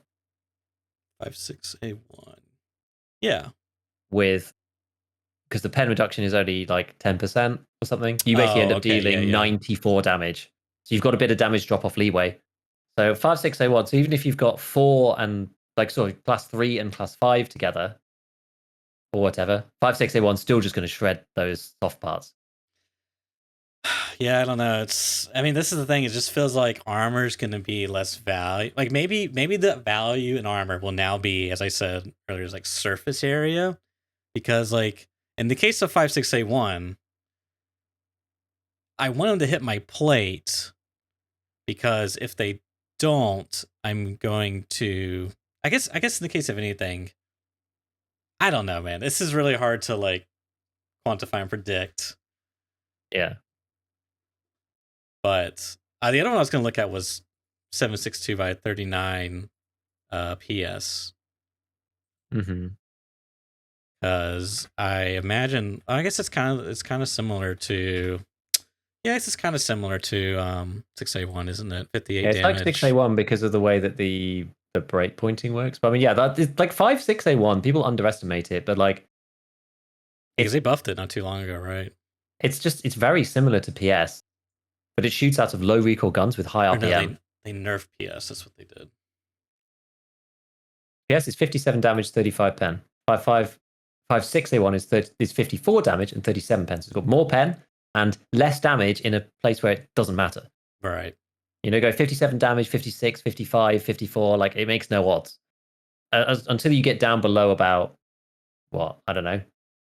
I guess the technical breakpoint is 42.5 damage because that's the thorax hitbox thing. But because you've got this whole like mitigation situation, like we said with class 3, 55A1 ends up doing 90 something because its total damage is 108. So it ends up doing like 93 or 94 through class 3. So it still kills you. And that's what ends up being the important threshold. And there's a reason why BP is so good, right? That's what we said previously. The reason why BP is so good is because the 37 pen allows the 58 damage to 2-shot class 5s if you get the pen roll right. Because it starts off with 116 damage. So even through the damage mitigation, you still hit 85 if you pen twice, which isn't guaranteed, but it's a chance that people just fold after 2 shots at the moment, which is crazy. You know, I'm starting to think that maybe the meta will be opposite. Maybe it will be slick plates. Buy the like cheapest. You buy the cheapest, lowest coverage cost thing, and slap in the highest plate you can, because doing the inverse is going to feel worse when these like weird, like 6A1, for example. Like previously, the slick, you would like tank a ton of 6A1 rounds, whereas now, 2 shots to the side gap of any armor, class 2 or 3, you're gonna die in 2 hits. So you're like, well, why bother taking any base level armor? Innate armor. Let me just get the cheapest, lowest entry with the most effective, where it really matters, the plate. Maybe. It really depends how the players behave and like the progression goes, and it's kind of I'm not so sure. Yeah, I know what you mean, because it's like if I have like 0 or 2 or 3 as my choices and then a plate, but if whatever I pick, I die in 2 hits to all these intermediate bullets, I may as well just have 0 and not spend the money, not have the turn rate debuff, not have the ergo debuff, not have the move speed debuff. Like I may as well just, as you say, stick a 6 in at the front, the biggest 6 I can get, or the biggest 5 and 6 that I can get, and then just have 0 everywhere else, because like whatever. Well, those scavs are going to ruin you if you do that. So that's probably the reason why. It's tricky. It's like, it's basically you're choosing between, do I want to just accept that I'm going to die to random rounds and my weak points, or do I want to try to do everything in my power to mitigate that, even though it's going to happen? You know? Yeah, because it's like it is going to suck when the scav has an SKS with 762 HP and they come around the corner and they one tap you Because in the the armpit. audio was sounded like Because they the were audio is somewhere. non-existent, Yeah. and it had 87 damage, and it You did shot 80, G-Cap. and it did 86.2 damage to your like right armpit, and you die. That's gonna feel terrible. I feel really bad. Yeah. So maybe, but like, but you're really gonna have to get. Yeah, I mean, in class 2 would fix that. But there's like, yeah, there's a bunch of different Yeah, rounds that's good for. Like, I don't it's know. really tricky. Yeah, I It's don't kind know. of interesting because on one hand, I feel like your strategic choices are gonna feel as if they matter less, but on the other hand, in that scenario you just gave, strategically, I would have much preferred to me have an aramid around my pits or my weak points versus nothing. So I don't know. It's a very interesting, intriguing time to be a gamer in the world of Tarkov. I'll say that much. It is, and I can see myself and others like going to be analyzing the fringe values between like the level 2, the level 3, like 20 pen, 30 pen is going to become a lot more important than it was before. Like somewhere anywhere between Yes. 17 and 23 pen is going to become more important than it was previously. And looking at the damages and like the damage drop offs, it's like, okay, well, against the 0, it's 2-shot. Against it, like we just did, right? Running through each scenario and going, well, for each of these bullets, if it gets mitigated, does that actually stop it from doing the thing it's supposed to do? Because if you're like, well, it's random, and from your visual viewpoint, it's a 70% coverage, so it's a 3-shot against like nothing and the class 2 stuff. But then if it's only 30% is visible, then that actually changes the CTK. But like, it just increases the variation so widely, right? Like, it Basically. won't be random. Sometimes you'll just die.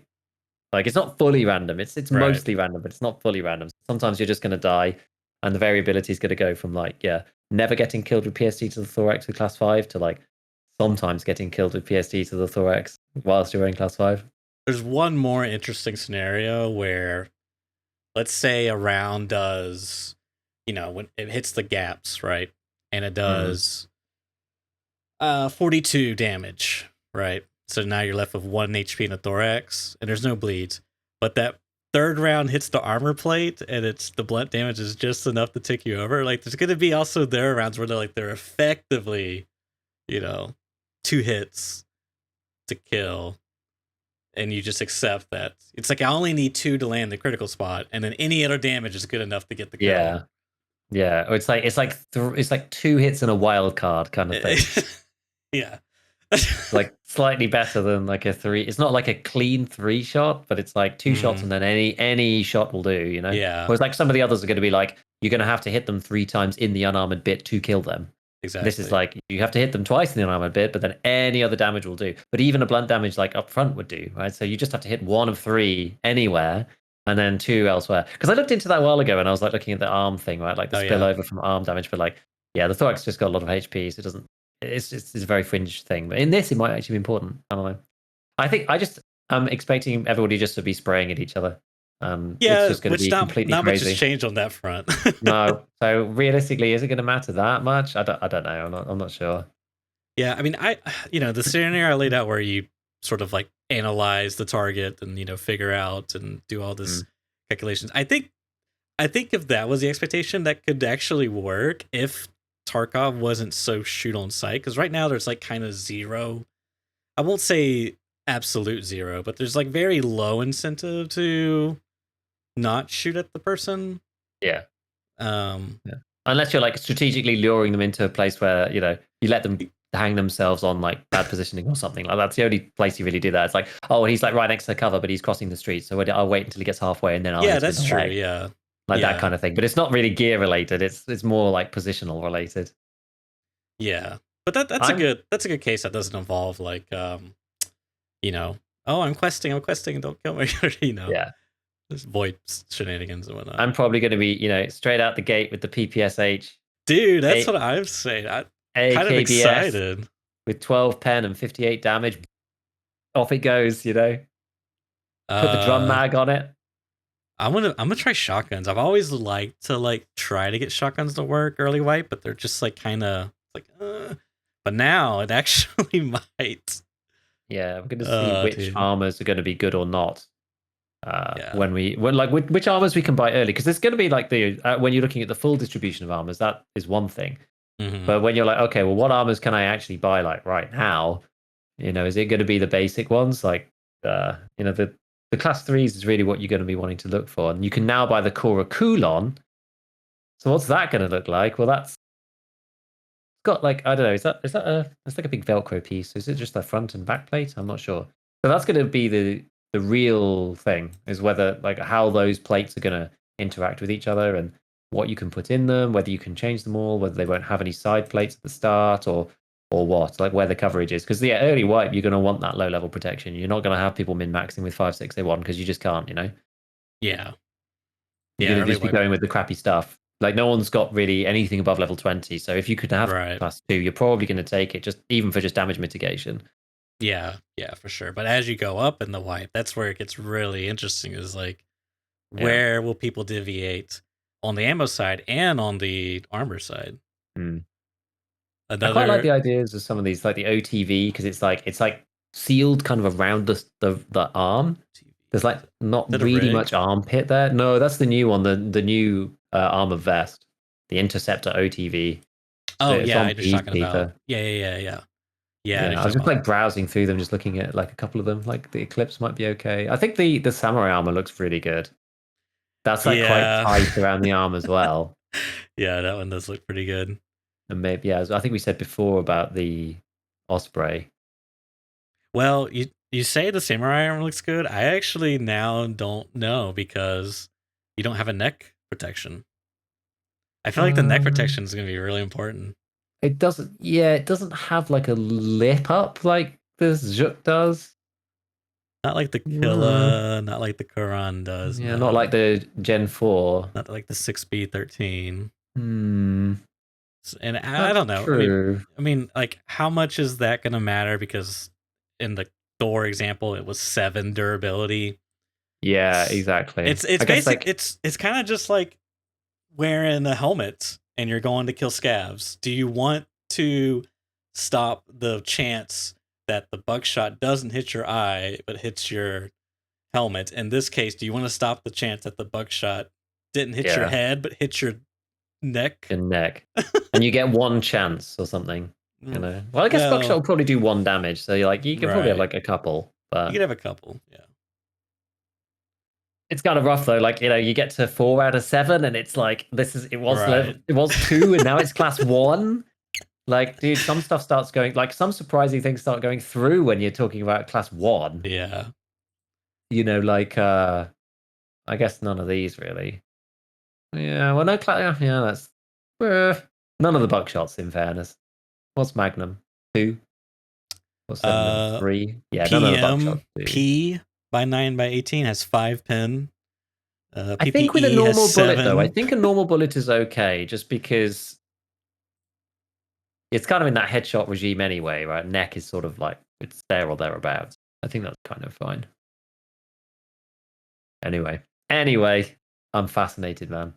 Yeah, one other one that's kind of interesting I have to mention is PMM PSTM, but it's the overpressured round for the 9x18, so it can't go into Keter or Keter B, but it can go into Clin. But Yeah, it's 24 pin and 58 damage, so this another like budget gun. You can shred gaps, shred gap aramid. shredder. The Yeah, gap shredder meta. Yeah. Clin with the PSTM. yeah. There's gonna be That'll do work against class 3 too. Like so that's like 34 against class 4. in some ways now there's like a third option for ammo.